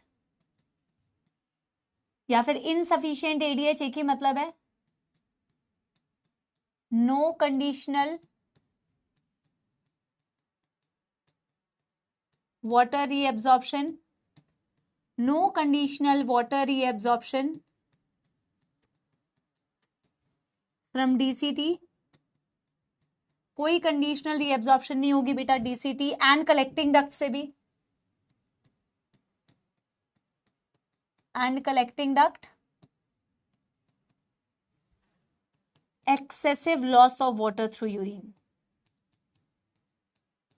excessive loss of water through urine, इसी को बोलते हैं बेटा डायबिटीज इंसिपिडस। आपको पता है बेटा आपको पता है बेटा, आपके ये डायबिटीज इंसिपिडस का मतलब क्या होता है? टेस्टलेस यूरिन बोलते हैं, पता है आपको? हालांकि no one has tested the urine, but tasteless urine. जैसे जब आप मेलाइटस पढ़ते हो ना, diabetes mellitus, mellitus sweet urine. Sweet urine क्यों बोलते हैं? किसी ने यूरिन टेस्ट नहीं किया, मतलब ग्लूकोज रिलीज होता है, तो ग्लूकोज की वजह से वो यूरिन बिकम्स, यूरिन को बोलते हैं स्वीट, मेलाइटस, हनी मेल, है ना, स्वीट यूरिन। यहां पे बोलते हैं टेस्टलेस यूरिन, मतलब कि बहुत ज्यादा पानी निकल रहा है ना यार। ऐसे समझो कि अगर 2 ग्लास पानी है 2 ग्लास पानी नहीं है, एक बाल्टी पानी है, एक ग्लास पानी है। 1 ग्लास पानी में नमक डालो और 1 बाल्टी पानी में नमक डालो, तो नमक का टेस्ट नहीं आएगा क्योंकि उसमें पानी ज्यादा है। वैसे ही आप इंसिपिडस में क्योंकि इतना पानी निकाल रहे होते हो बेटा, रिलीज कर रहे होते हो यूरिन के थ्रू, डायूरेसिस, इसीलिए इसे बोला जाता है टेस्टलेस यूरिन। ठीक है, insipidus. Hyposecretion, problem with ADH. आपको समझ में आ गया पीसीटी से क्या रीएब्जॉर्ब किया, आपको समझ में आ गया बेटा डिसेंडिंग लूप ऑफ हेनले से क्या रीएब्जॉर्ब किया, आपको समझ में आ गया डीसीटी से क्या रीएब्जॉर्ब किया। Collecting duct, last collecting duct है। लास्ट बेटा क्या है number, PCT, loop of Henley, DCT, collecting duct number 4। Collecting duct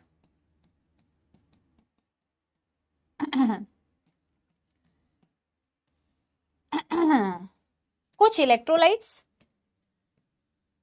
और लार्ज अमाउंट ऑफ वाटर। अब इसे जरा समझने की एक बारी कोशिश कीजिए आप लोग। कलेक्टिंग डक्ट है, कलेक्टिंग डक्ट में ये फिल्टरेट है जो आगे जाके यूरिन बनेगा। जैसे जैसे इसमें से फिल्टरेट नीचे आता है ना बेटा, पानी, large amount of water is reabsorbed, large amount of water is reabsorbed. इसके साथ साथ कुछ इलेक्ट्रोलाइट्स भी रीएब्सॉर्ब होते हैं, लेकिन यहां पे सबसे इंपॉर्टेंट इलेक्ट्रोलाइट जो मेंशन करना है वो मैं आपको बताती हूं। और ध्यान रखिए, क्योंकि आप नीचे आते हैं, फिल्टरेट जैसे ही नीचे पास होता है तो आप पानी खींचते जा रहे हैं पानी रीएब्सॉर्ब करते जा रहे हैं, मतलब कि ऑस्मोलैरिटी बढ़ रही है। 300 से 400, 500, 600, 700, 800, यहां पे आते आते इतना पानी रीएब्सॉर्ब हो जाता है, इसकी ऑस्मोलैरिटी कितनी बन जाती है फिर से 1200 मिली ऑस्मोल, क्योंकि आपने पानी रीएब्सॉर्ब कर लिया। पानी रीएब्सॉर्ब, पानी रीएब्सॉर्ब, पानी रीएब्सॉर्ब, 400, 500, 600, 700, 800। कलेक्टिंग डक्ट के एकदम बॉटम पे आते आते आपका जो फिल्टरेट होता है, जो यूरिन अभी कहलाएगा, इसे बोला जाता है 1200 मिली ऑस्मोल। लेकिन इसमें इससे भी ज्यादा इंपॉर्टेंट बात एक और है।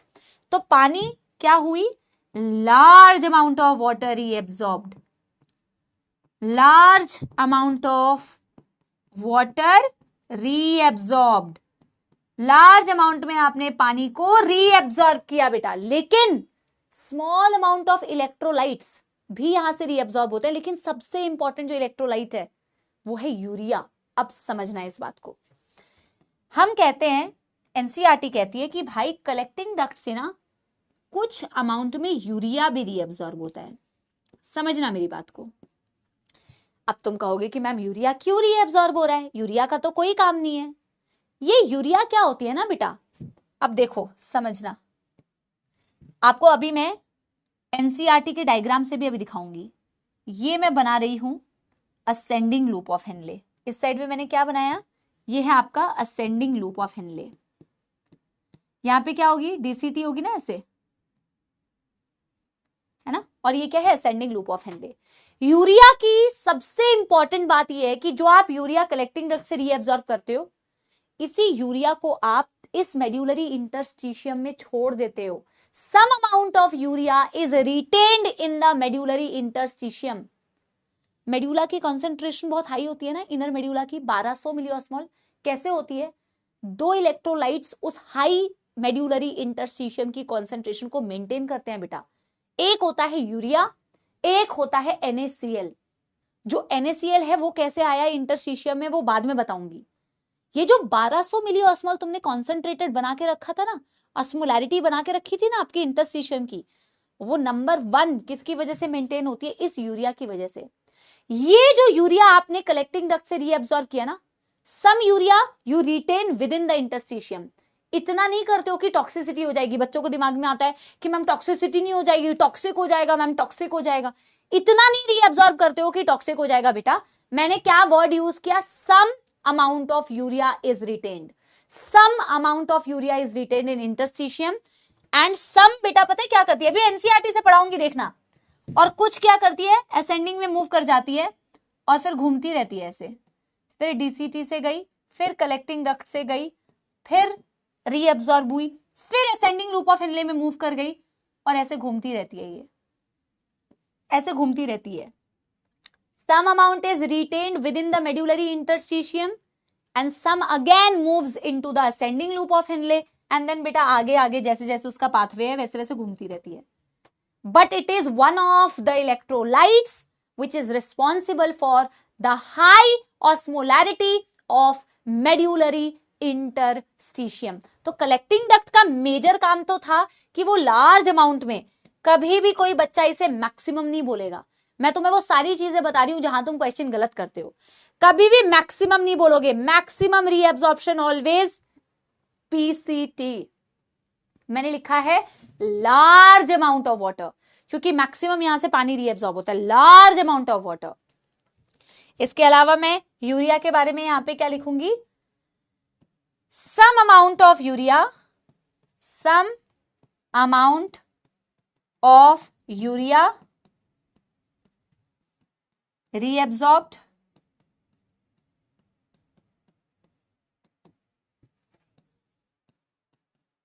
some retained in medullary interstitium, some retained in interstitium to maintain high osmolarity, to maintain high osmolarity, and some moves again, some moves again to ascending loop of Henle. लिखो इसे फटाफट से, लिखो लिखो लिखो, जल्दी जल्दी लिखो बेटा, जल्दी जल्दी लिखो.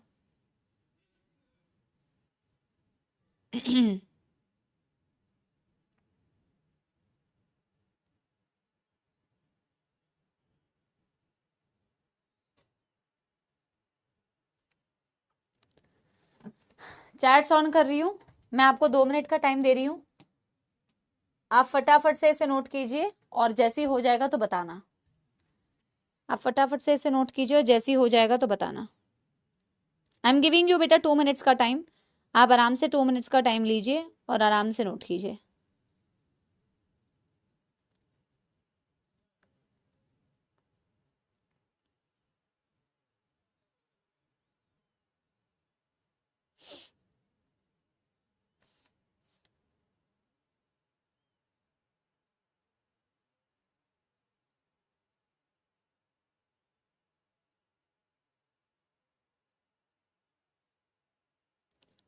डन डन डन डन, सारे बच्चों का डन हो गया है.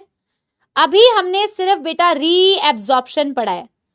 अभी हमने यूरिन फॉर्मेशन का रीएब्जॉर्प्शन पढ़ा है. जो एनसीईआरटी में क्या दिया हुआ है, फंक्शन ऑफ टिब्यूल्स. जो एनसीईआरटी ने क्या दिया हुआ है बेटा, कैसे दिया हुआ है, एनसीईआरटी ने दिया हुआ है function of tubules. Function of tubules करके एनसीईआरटी ने मेंशन किया हुआ है ना. तो हमने वो फंक्शन ऑफ टिब्यूल्स पढ़ लिया. थर्ड स्टेप जो होता है बेटा यूरिन फॉर्मेशन का, दैट इज बेटा टिब्यूलर सिक्रीशन. अब हम टिब्यूलर सिक्रीशन पढ़ने वाले हैं. ठीक है, डन डन डन हो गया ना सारे बच्चों का, हो गया ना. और फिर हम एक कंक्लूजन वाला एक डायग्राम बनाएंगे. थर्ड स्टेप जो होता है यूरिन फॉर्मेशन का, वो होता है नंबर 3 टिब्यूलर सिक्रीशन. पहले आप एक फ्लो चार्ट में इसे लिखो, फिर मैं आपको एक कंक्लूसिव डायग्राम अभी बनाऊंगी जिसमें आप रीएब्जॉर्प्शन और टिब्यूलर सिक्रीशन सारी चीजों को एक ही डायग्राम में समझ पाओगे. पहली बात तो टिब्यूलर सिक्रीशन होता क्या है. सिक्रीट करने का मतलब क्या होता है, रीएब्जॉर्ब करने का क्या मतलब होता है. Tubular secretion to maintain acid base balance या pH balance, to maintain acid base balance. इसका काम होता है एसिड बेस बैलेंस मेंटेन करना, पीएच मेंटेन करना, इसीलिए इसे सिक्रीशन. रीएब्जॉर्प्शन और सिक्रीशन में क्या अंतर होता है, एक छोटे से डायग्राम से समझ सकते हो. कोई भी अगर पार्ट है ना बेटा, कोई भी पीसीटी डीसीटी कोई भी पार्ट बना रहे हो, जब भी एरो ऐसे लगाते हो, ऐसे, इसका क्या मतलब है, फिल्टरेट से कोई चीज निकाल ली है तुमने. और जब भी एरो ऐसे बनाते हो, फिल्टरेट में कोई चीज दी है तुमने, इसे बोला जाता है. ये यूरिन फॉर्मेशन का बेटा थर्ड स्टेप है, टिब्यूलर सिक्रीशन. पहला स्टेप था अल्ट्रा फिल्टरेशन, दूसरा स्टेप था रीएब्जॉर्प्शन, और इसे तुमने रोमन में लिखा था जितना मुझे याद आ रही है. इसे third step of urine formation tubular secretion बोलते हो. ठीक है। अरे ये यूरिन फॉर्मेशन का तीसरा स्टेप है नलायकों। जब आप बेटा ऐसे एरो लगा रहे हो ना, ऐसे मतलब आपने फिल्टरेट में से कोई चीज निकाल ली है, इसे क्या बोलते हो? रीएब्जॉर्प्शन। फिल्टरेट में से कोई चीज निकाल ली तो तुमने रीएब्जॉर्ब किया, यहां से खींच लिया, इसे क्या कह रहे हो? फिल्टरेट में कोई चीज डाल रहे हो, मतलब इसे सिक्रीशन कह रहे हो। जब फिल्टरेट में कोई कंट्रीब्यूशन किया है, कोई चीज डाल रहे हो फिल्टरेट के अंदर, इसे बोल रहे हो बेटा क्या? इसे बोल रहे हो सिक्रीशन। ठीक है, समझ गए? टिब्यूलर सिक्रीशन इज ऑलवेज बेटा एक्टिव प्रोसेस।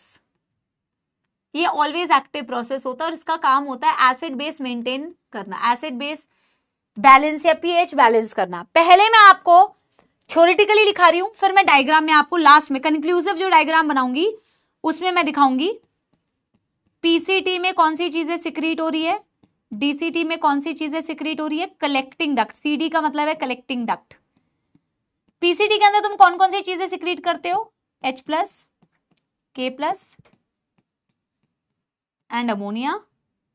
अमोनियम आयन से अमोनिया लिख सकते हो, कोई दिक्कत नहीं है। Same H plus, K plus and ammonia in the DCT and collecting duct में H plus and K plus only.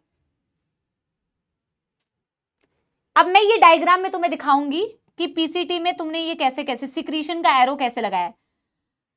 आपकी एनसीईआरटी के थ्योरी में और एनसीईआरटी के डायग्राम में ट्यूबुलर सिक्रीशन में कुछ मतलब मिसमैच है, बट आप ये याद रखो, ठीक है? तो कलेक्ट पीसीटी और डीसीटी में सेम चीजों को सिक्रीट कर रहे होते हो तुम फिल्टरेट के अंदर, और कलेक्टिंग डक्ट में तुम हाइड्रोजन को कर रहे होते हो और पोटेशियम आयंस को कर रहे हो। तो सिक्रीट करने का मतलब होता है फिल्टरेट के अंदर डालना। ठीक है, समझ गए? अच्छा एक चीज और बताती हूं, तुमने पूरा यूरिन फॉर्मेशन कर लिया। जब तुम यूरिन फॉर्मेशन स्टार्ट करते हो ना बेटा, जो फिल्टरेट इनिशियली बनता है बोमेंस कैप्सूल के अंदर, वो 300 मिलीऑस्मॉल वाला फिल्टरेट होता है। पीसीटी में भी 300 मिलीऑस्मॉल। पीसीटी में कॉन्सेंट्रेशन चेंज ही नहीं होती, क्योंकि जितना पानी खींचा तुमने उतना ही इलेक्ट्रोलाइट्स भी खींचा, तो उसकी कॉन्सेंट्रेशन में बैलेंस रहती है। पीसीटी में भी 300 मिलीऑस्मॉल होता है। फिर तुम चेंजेस कर रहे होते हो पूरे लूप ऑफ हेनले और आगे आगे चेंजेस कर रहे होते हो, बट अल्टीमेटली जो तुम्हारा फिल्टरेट का कॉन्सेंट्रेशन होता है जो कलेक्टिंग डक्ट में नीचे, वो 1200 मिलीऑस्मॉल है।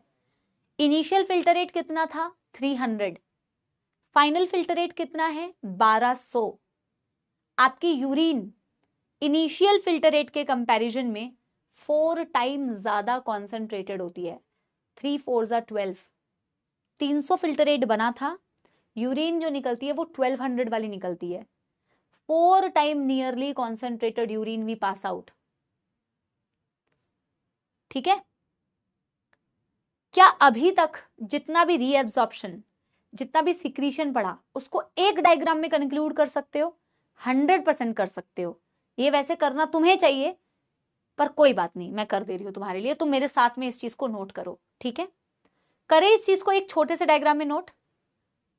अगर आपके पास, आप एक काम करो, छोटा मत बनाओ, एटलीस्ट आपके पास आधे पेज का स्पेस हो थोड़ा सा ना, क्योंकि मैं सारी चीजों को एक ही डायग्राम में आप कंक्लूड करने जा रही हूँ। अल्ट्रा फिल्ट्रेशन को नहीं कर पाऊंगी, बट बाकी सारी चीजों को इसी डायग्राम में कंक्लूड कर सकती हूँ। तो जब आप रिवाइज कर रहे होगे ना बेटा, तो आप सिर्फ और सिर्फ इस डायग्राम का इस्तेमाल कर सकते हो। सिर्फ और सिर्फ बेटा इस डायग्राम का इस्तेमाल कर सकते हो, ठीक है? चलो बनाते हैं। तो एक फ्रेश पेज ही ले लो, पोर्ट्रेट बना लो, एक कंक्लूसिव डायग्राम बनाते हैं।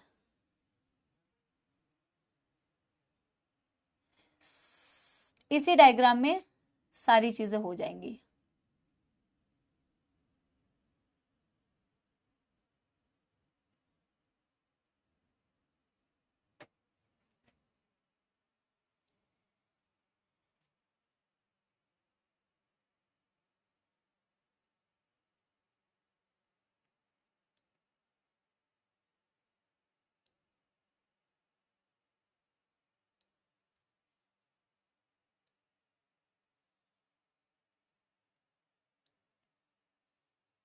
अब देखो,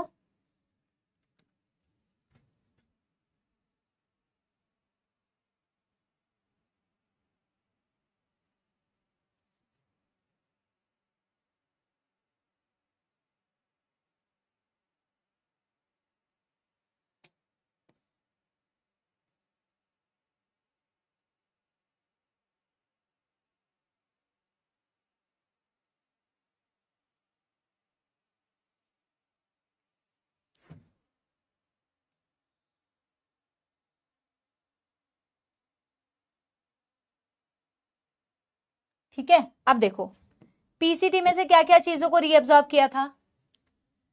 पीसीटी में से थोड़ा पतला एरो लगाती हूं, अरे भाई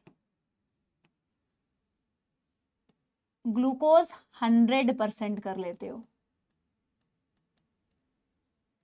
अमीनो एसिड्स, अमीनो एसिड को शॉर्ट में लिख रही हूं बेटा, सोडियम आयंस, पोटेशियम आयंस, है ना, ऑल काइंड ऑफ न्यूट्रिएंट्स,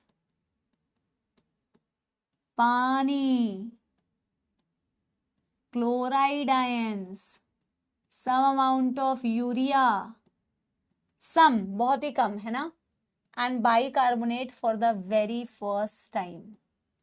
और यहाँ पे जो तुम्हारी फिल्टरेट की कॉन्सेंट्रेशन होती है वो सेम रहती है, जितनी यहाँ पे बनी थी 300 मिलीऑस्मॉल, उतनी यहाँ पे रहती है 300 मिलीऑस्मॉल, क्योंकि जितना पानी रीअब्सॉर्ब करते हो उतनी इलेक्ट्रोलाइट्स कर लेते हो, 70 से 80% इलेक्ट्रोलाइट एंड 70 से 80% पानी। ये शॉर्ट रिवीजन के लिए है। फिर तुम बेटा क्या करोगे, डिसेंडिंग लूप ऑफ हेनले से नीचे आते हो। जैसे जैसे तुम डिसेंडिंग लूप ऑफ हेनले से आते हो नीचे, क्या रीअब्सॉर्ब करते जाओगे, पानी, because it is permeable for water, nearly impermeable to electrolyte. पानी पानी पानी पानी पानी। फिल्टरेट कैसा बनता जाता है, highly concentrated at the base of loop of Henle 1200 milliosmol. This is your descending loop of Henle. As you move down the filtrate becomes hypertonic. ठीक है, जैसे जैसे यहां से फिल्टरेट को ऊपर लेके जाते हो, इलेक्ट्रोलाइट्स को रीअब्सॉर्ब करते हो, थिक पार्ट में एक्टिवली, थिन पार्ट में पैसिवली। एक्टिव, यहां पैसिव। बट सिंपल सी बात यह है कि ma'am as you move from ascending loop of Henle, यहां पे नहीं लिखती, यहां सिंपल सी बात यह है कि असेंडिंग लूप ऑफ हेनले से जब आप मूव करोगे, फिल्टरेट बिकम्स हाइपोटोनिक। ठीक है, जैसे डीसीटी में आते हो, डीसीटी के इनिशियल पार्ट में तो बेटा सबसे लेस कॉन्सेंट्रेशन, जैसे यहां तो 300 दिखी, नीचे 1200 दिखी, सबसे कम आपको इनिशियल पार्ट में दिखती है। तो मैं इसको ना एक काम करती हूं, जैसे यहां तो 300 दिख गई, पर आपके डीसीटी में सबसे लीस्ट कॉन्सेंट्रेशन एक बारी दिखती है आपको यहां इनिशियल पार्ट ऑफ डीसीटी में। यहां से तुम बाइकार्बोनेट को रीएब्सॉर्ब करते हो, सबसे इंपॉर्टेंट बात है। यहां तुम कंडीशनल रीएब्सॉर्प्शन चलाते हो, इसको भी रीएब्सॉर्ब कर सकते हो एल्डोस्टेरॉन की मदद से। पानी भी पैसिवली मूव कर जाएगा। पानी को तुम रीएब्सॉर्ब करोगे with the help of ADH, anti diuretic hormone. यहां से भी कर सकते हो, anti diuretic hormone collecting duct पर भी काम कर सकता है। Large amount of water, large amount of water and some amount of urea. कुछ यूरिया आपके यहां पे रह जाता है और कुछ यूरिया आपके असेंडिंग लूप ऑफ हेनले में मूव कर जाता है और फिर ये घूमता रहेगा।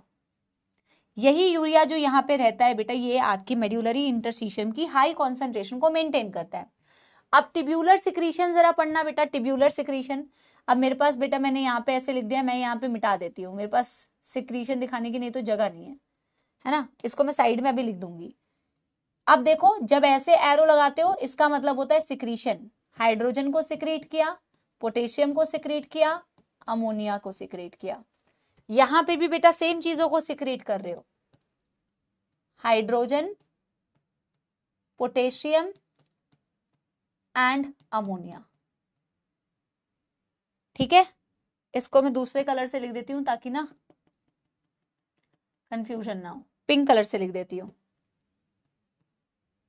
हाइड्रोजन पोटेशियम, ये सिक्रीशन का एरो है, देख लो सिक्रीशन का एरो है, जबकि डीसीटी के अंदर सॉरी कलेक्टिंग डक्ट के अंदर hydrogen and potassium. Pink colour वाले एरो जो है बेटा वो किसको इंडिकेट कर रहे हैं? सिक्रीशन। ये किसको इंडिकेट कर रहे हैं? सिक्रीशन। किसको इंडिकेट कर रहे हैं? सिक्रीशन। ठीक है, पीसीटी के बारे में जो बात लिखी थी वो मैं साइड में लिख दे रही हूं। पीसीटी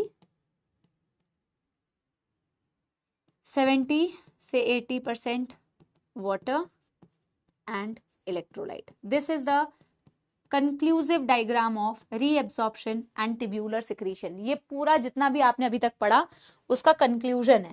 चैट्स ऑन कर दे रही हूं, बताना मुझे। एक ही डायग्राम में सारा कंक्लूजन है। याद रखिए बेटा, ये पिंक वाला जितना भी मैंने लिखा है ये ट्यूब्यूलर सिक्रीशन है। आपके देखो पीसीटी में क्या सिक्रीट हो रहा है, आप देखो डीसीटी में भी सेम चीज सिक्रीट हो रही है, और आपके कलेक्टिंग डक्ट में बस अमोनिया नहीं है, हाइड्रोजन और पोटेशियम है। This is the entire conclusion जो तुमने अभी तक इतना डिटेल में पढ़ा है, उसी का कंक्लूजन है।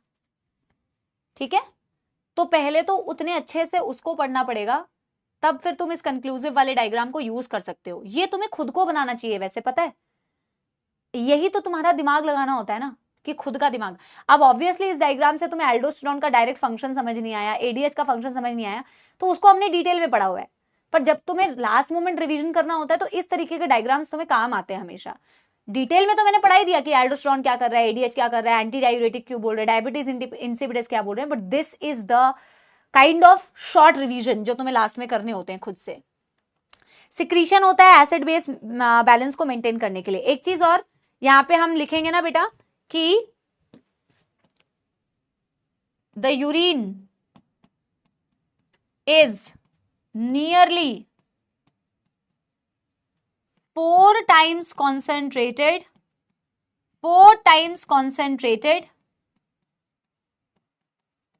than the initial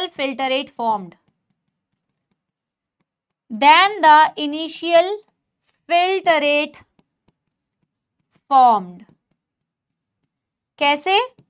300 से 1200 मिली ऑस्मोल तक आप पहुंचे, 300 से 1200 मिली ऑस्मोल तक आप पहुंचे। प्लस आप एक और चीज लिखोगे, 99% of filtrate is reabsorbed. 99% of the filtrate is reabsorbed. बेटा ये कंक्लूसिव पॉइंट्स हैं जिसमें से क्वेश्चन फ्रेम होते हैं। 99% फिल्टरेट तो रीएब्सॉर्ब कर लिया ना बेटा, 99% फिल्टरेट रीएब्सॉर्ब कर लिया। 180 लीटर 180 लीटर बेटा फिल्टरेट आपने बनाया था एक दिन में, बट यूरिन निकालते हो सिर्फ 1 से 1.5 लीटर। 99% फिल्टरेट क्यों? क्योंकि 180 लीटर फिल्टरेट बना था तुम्हारा, जो फिल्टर करके बना था, ये फिल्टरेट बना था एक दिन में per day. Per day urine कितना बनता है? 1 से 1.5 लीटर। ये यूरिन के बारे में मैं डेटा लिखवाऊंगी आगे, ये यहां का डेटा नहीं है। 1 से 1.5 लीटर ही यूरिन बनाते हो, बाकी सारा कहां गया? बाकी सारा रीएब्सॉर्ब हो गया। इसके बारे में मैं तुम्हें डिटेल में लिखवाऊंगी जब मैं यूरिन पढ़ाऊंगी, ठीक है, यूरिन का कॉम्पोजिशन जब मैं पढ़ाऊंगी, ठीक है। Done done done done.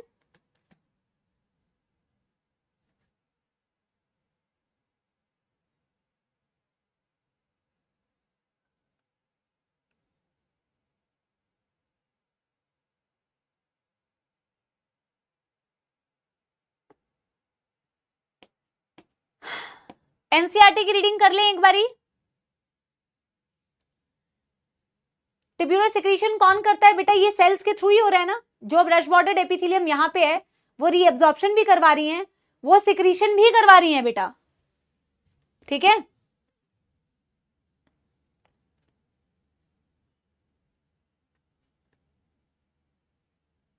Super useful diagram. पक्की बात तुम्हें समझ में आया कि नहीं आया बेटा, ये बताओ, सच्ची में समझ में आया ना? क्योंकि स्पैमिंग तुम्हारी क्लास में इतनी हो रही है आज। हाँ, एनसीईआरटी की रीडिंग करा दूं? चलो मैंने अल्ट्रा फिल्ट्रेशन तुम्हें बेटा रीड करवाया था, ठीक है, जीएफआर से मैं तुम्हें रीड कराती हूं, मैंने तुम्हें अल्ट्रा फिल्ट्रेशन रीड करवाया हुआ है जितना मुझे याद आ रहा है, ठीक है। यहां से रीड करते हैं जहां आपका बेटा ग्लोमेरुलर फिल्टरेशन रेट और सिक्रीशन। आज मुझे लग रहा है काउंटर करंट स्टार्ट होगा नहीं, 2 दिन से हम टॉपिक लिख रहे हैं बट हम पढ़ा नहीं पा रहे हैं, बट अगले दिन करेंगे, अभी कोई बात नहीं, ठीक है। वो तो रोज ही होती है स्पैमिंग। अच्छा चलो, हाँ देखो, the amount of filtrate formed by the kidneys per minute, it is called as glomerular filtration rate. 1100 से 1200 ml अल्ट्रा फिल्टरेशन के लिए आता है, बट उसमें से सिर्फ 125 ml ही फिल्टरेट बनता है पर मिनट। इसे बोलते हैं ग्लोमेरुलर फिल्टरेशन रेट, या फिर 180 लीटर भी बोल सकते हो पर डे, या फिर 125 ml पर मिनट बोल सकते हो, ठीक है। नहीं हुआ था तो बेटा आप बाद में करना। ये क्या तरीका है, तुम लोग नहीं हुआ था, नो मैम नहीं हुआ था, पेंटिंग कर रहे होते हो क्या यहाँ पे? मैं 2 मिनट का टाइम दे रही हूं, फटाफट से कर लो। अल्ट्रा फिल्ट्रेशन नहीं हुआ था ये बोल रहे हो, कोई बात नहीं, अल्ट्रा फिल्ट्रेशन खुद से करना है बेटा, थोड़ी सी मेहनत करो, करोगे ना खुद से ultra filtration homework, HW homework, खुद से थोड़ी सी होमवर्क करके आओ। अब हो जाएगा ये, यहां से पढ़ते हैं, ठीक है, अब हो जाएगा। चलो, kidneys have built in mechanism for the regulation of glomerular filtration rate. इसके बारे में बेटा मैं आपको आगे पढ़ाऊंगी जब मैं रेगुलेशन ऑफ किडनी फंक्शन पढ़ाऊंगी। क्या बोला है बेटा कि हमारे पास इनबिल्ट मैकेनिज्म होती है, हमारे अंदर खुद मैकेनिज्म होती है बेटा कि हम आपकी ग्लोमेरुलर फिल्टरेशन रेट अगर ऊपर नीचे हो रही है ना तो हम रेगुलेट कर सकते हैं। One such efficient mechanism is carried out by juxta glomerular apparatus. JGA इस ही तरीके की एक रेगुलेशन को करता है जिसको हम अगली क्लास में पढ़ेंगे, ठीक है, अगले से अगली क्लास में। JGA is a special sensitive region formed by cellular modification in the distal convoluted tubule and the afferent arteriole at the location of their contact। ये मैंने आपको बताया था ना कि JGA एक सेंसिटिव एरिया होता है जो आपके एफरेंट और आपके DCT के कॉन्टैक्ट पॉइंट पर बनता है, सेल्यूलर मॉडिफिकेशन से बनता है। आपकी DCT में भी मॉडिफिकेशन होती है, आपके एफरेंट आर्टेरियोल में भी मॉडिफिकेशन होती है। DCT के सेल्स कहलाते हैं मैक्यूला डेंसा, एफरेंट आर्टेरियोल के सेल्स कहलाते हैं बेटा आपकी जक्स्टाग्लोमेरुलर सेल्स। और अब ये वाला पॉइंट आपको अभी समझ में नहीं आएगा बेटा, इसे छोड़ दो, ये रेगुलेशन में पढ़ेंगे कि वो रेगुलेशन करती कैसे है, पर वो करती है, वो रेगुलेशन में एक बहुत इंपॉर्टेंट रोल प्ले करती है आपकी JGA, ये बाद में पढ़ेंगे, ठीक है। A comparison of the volume of the filtrate formed, that is 180 liter per day, with that of the urine released, that is 1.5 liter, suggests that nearly 99% of the filtrate has to be reabsorbed by renal tubules। बोला जब आप एक comparison देखते हैं data का कि 180 litre filtrate बना but सिर्फ 1 से 1.5 लीटर ही यूरिन पास आउट करते हो, इससे ये पता चलता है मैम कि 99% फिल्टरेट को तो हमने रीएब्सॉर्ब कर लिया। The tubular epithelial cells in different segments of nephron perform this either by active और passive mechanism। जो रीनल ट्यूब्यूल के अलग अलग पार्ट्स हैं उसके एपिथेलियम इस रीएब्सॉर्प्शन में हेल्प करती है, या तो एक्टिवली या तो पैसिवली, ठीक है। For example substances like glucose, amino acid, sodium in the filtrate are reabsorbed actively, whereas nitrogenous waste are absorbed by passive transport. Urea मैंने कहा था ना पैसिवली रीएब्सॉर्ब होता है ना, yes. Reabsorption of water occurs passively in the initial segments of nephron। अभी आपको diagram में दिखाएंगे, बोला जो पानी का रीएब्सॉर्प्शन होता है initial segments of the nephron में पैसिव रीएब्सॉर्प्शन होती है ना। ड्यूरिंग द यूरिन फॉर्मेशन यानी कि ऑस्मोसिस से होती है। During the urine formation tubular cells secrete substances like hydrogen ions, tubular cells, जो बच्चे पूछ रहे थे ना कि कौन करता है, टिब्यूलर सेल से ही सिक्रीशन होती है, टिब्यूलर सेल से ही रीएब्जॉर्प्शन होती है। तो बोला यूरिन फॉर्मेशन के वक्त में टिब्यूलर सेल सिक्रीशन भी करती है सब्सटेंसेस का फिल्टरेट के अंदर। जब फिल्टरेट में से कोई चीज निकाली तो आपने रीएब्जॉर्प्शन बोला, फिल्टरेट में कोई चीज डाली तो आपने सिक्रीशन बोला।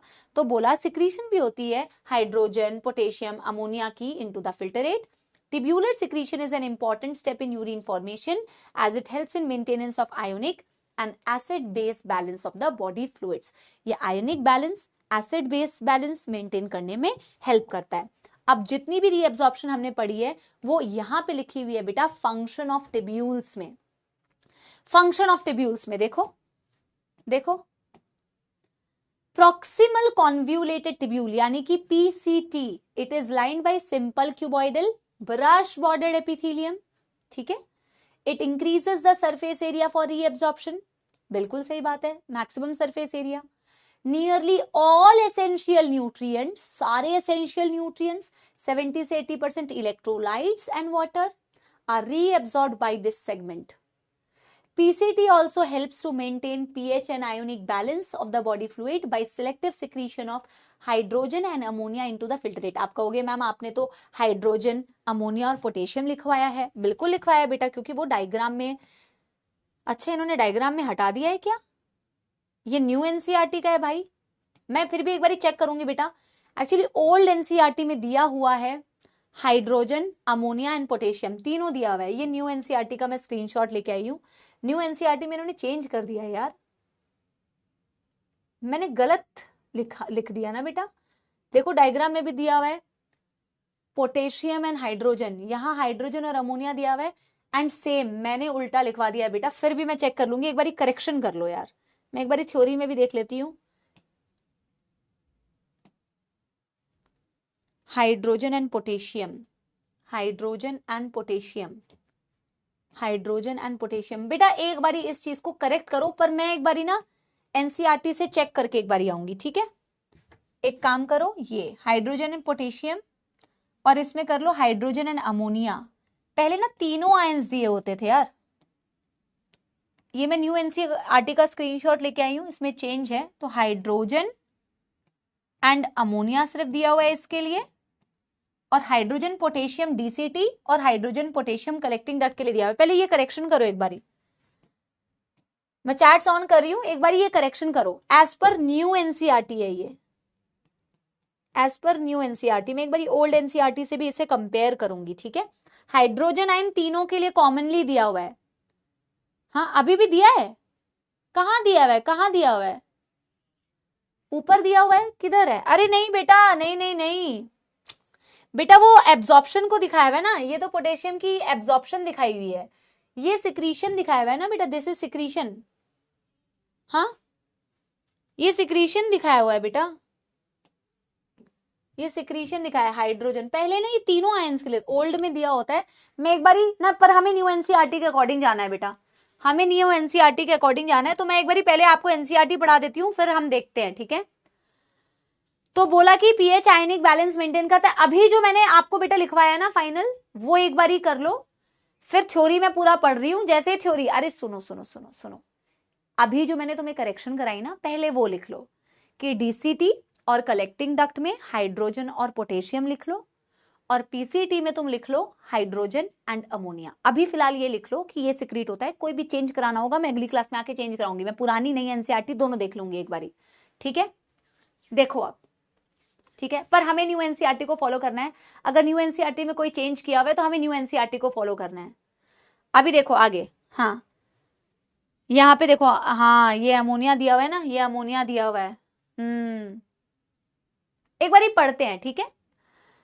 हेनलेज लूप में क्या हुआ है, reabsorption is minimum in the ascending loop. यही हमने बोला था बेटा, रीएब्जॉर्प्शन सबसे कम होती है असेंडिंग लूप ऑफ हेनले में, सबसे कम होती है, ठीक है। असेंडिंग में भी बेटा, वो सॉरी हेनलेज लूप में भी, असेंडिंग लूप ऑफ हेनले में सबसे कम आप देख रहे हो।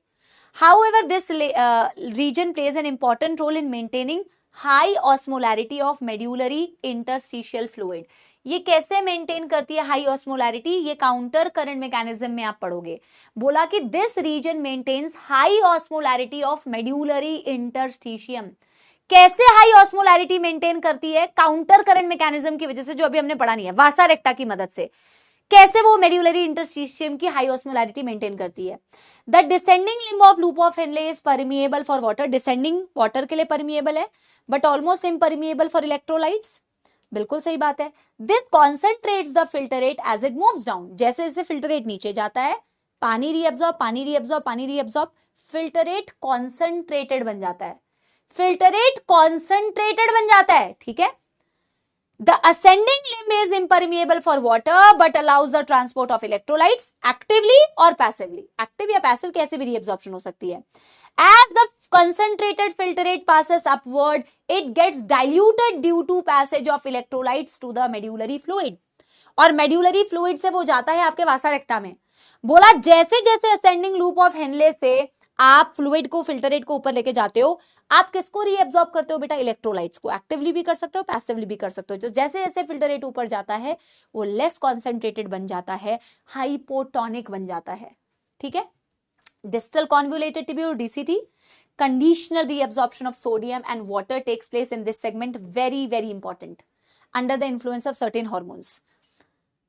DCT is also capable of reabsorption of bicarbonate। एक बार यहां देखो बेटा, एब्जॉर्प्शन ऑफ बाइकार्बोनेट दिया हुआ है पीसीटी में, बहुत छोटी बात है। एब्जॉर्प्शन दिया हुआ है बाइकार्बोनेट का पीसीटी में से, और रीएब्जॉर्प्शन दिया हुआ है बेटा, रीएब्जॉर्प्शन डीसीटी में से दिया हुआ है, reabsorption and selective secretion of hydrogen, potassium and ammonia to maintain the pH and sodium potassium blood in the blood। इन तीनों का दिया हुआ है डीसीटी में। मैं अभी चेंज करवाऊंगी, पहले कलेक्टिंग डक्ट भी पढ़ लेते हैं, ठीक है। कलेक्टिंग डक्ट भी पढ़ लेते हैं, उसके बाद चेंजेस कराते हैं, ठीक है। एक बारी कलेक्टिंग डक्ट देखते हैं बेटा। This long duct extends from cortex to the inner part of medulla. बिल्कुल, जो कलेक्टिंग डक्ट होता है वो कॉर्टेक्स से शुरू होता है और मेड्यूला के अंदर चला जाता है अंदर तक। Large amount of water could be reabsorb from this region to produce concentrated urine. 1200 milli osmole वाली यूरिन प्रोड्यूस करते हो बेटा, तो कॉन्सेंट्रेटेड कैसे निकालते हो? कैसे? क्योंकि तुम इसमें से बहुत सारा large amount of water reabsorb करते हो, ठीक है। This segment allows passage of small amount of urea into medullary interstitium to keep up the osmolarity.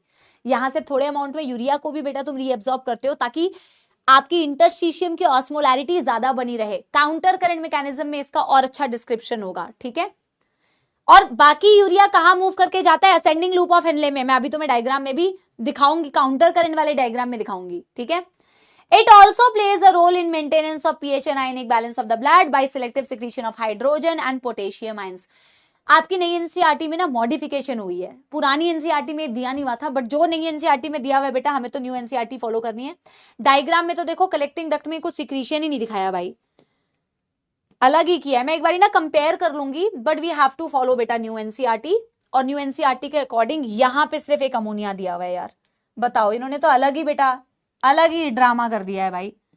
यहां पे इन्होंने दे दिया है अमोनिया, बाकी बताओ डीसीटी में तीनों दे दिया है, अलग ही बेटा इन लोगों ने अपडेट किया है। यहां अमोनिया दिया है, हाइड्रोजन भी दिया है, पोटेशियम भी दिया है ना। और यहां सिर्फ हाइड्रोजन पोटेशियम दिया है, यहां सिर्फ हाइड्रोजन अमोनिया दिया हुआ है, ठीक है। बट कोई बात नहीं, आप इसको अभी न्यू एनसीईआरटी के अकॉर्डिंग लिखिएगा। मैं एक बार ओल्ड एनसीईआरटी देखूंगी, क्योंकि मुझे जो ध्यान आ रहा है, जो मैंने तुम्हें पहले बताया था, वो न्यू एनसीईआरटी में, ओल्ड एनसीईआरटी में दिया हुआ था। दोनों में सेम है क्या? दोनों में सेम है, हाँ। मैं एक बार अपनी तरफ से भी चेक कर लूंगी, बट अभी के लिए यही याद रखो, अभी के लिए यही याद रखो, ठीक है। Done done done done.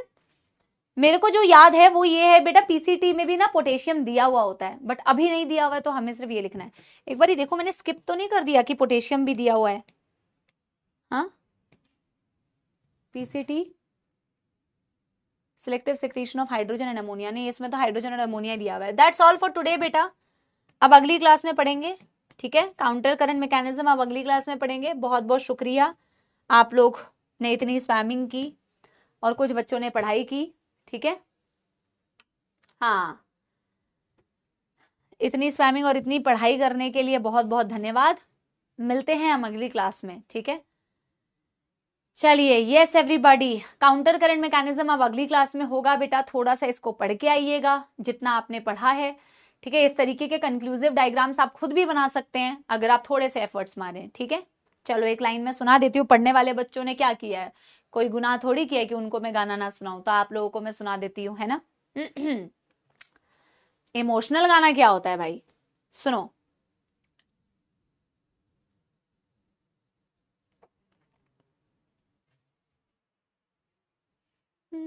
क्या सुनाओ यार, कुछ याद ही नहीं आता यार, गाने सब भूल चुकी हूँ, मेरा दिमाग ना ब्लॉक हो चुका है।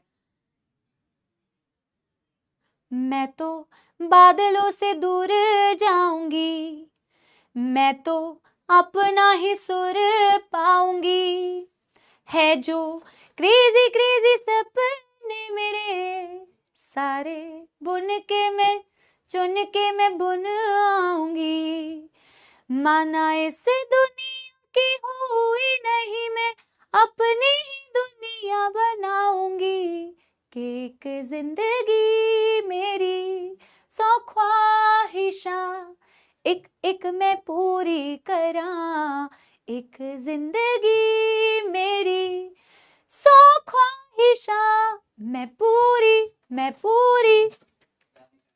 पूरी करा। रिमोट भी गिर गया। Bye bye, thank you, love you all. पढ़ाई किया करो बेटा, बहुत स्पैमिंग करते हो और हम झेल जाते हैं, लेकिन कई बार झेल नहीं भी पाएंगे, ठीक है। तो ऐसी मतलब स्थिति मत क्रिएट किया करो जहां तुम हद से ज्यादा स्पैमिंग करते हो। हमारे पास बहुत सारे ऑप्शंस है, चैट ऑफ करके पढ़ाना, आज मैंने वही किया। अब अगली क्लास में ऐसा होगा कि शुरू से लेकर अंत तक चैट ऑफ होगा, ठीक है। Bye bye, thank you, bye bye.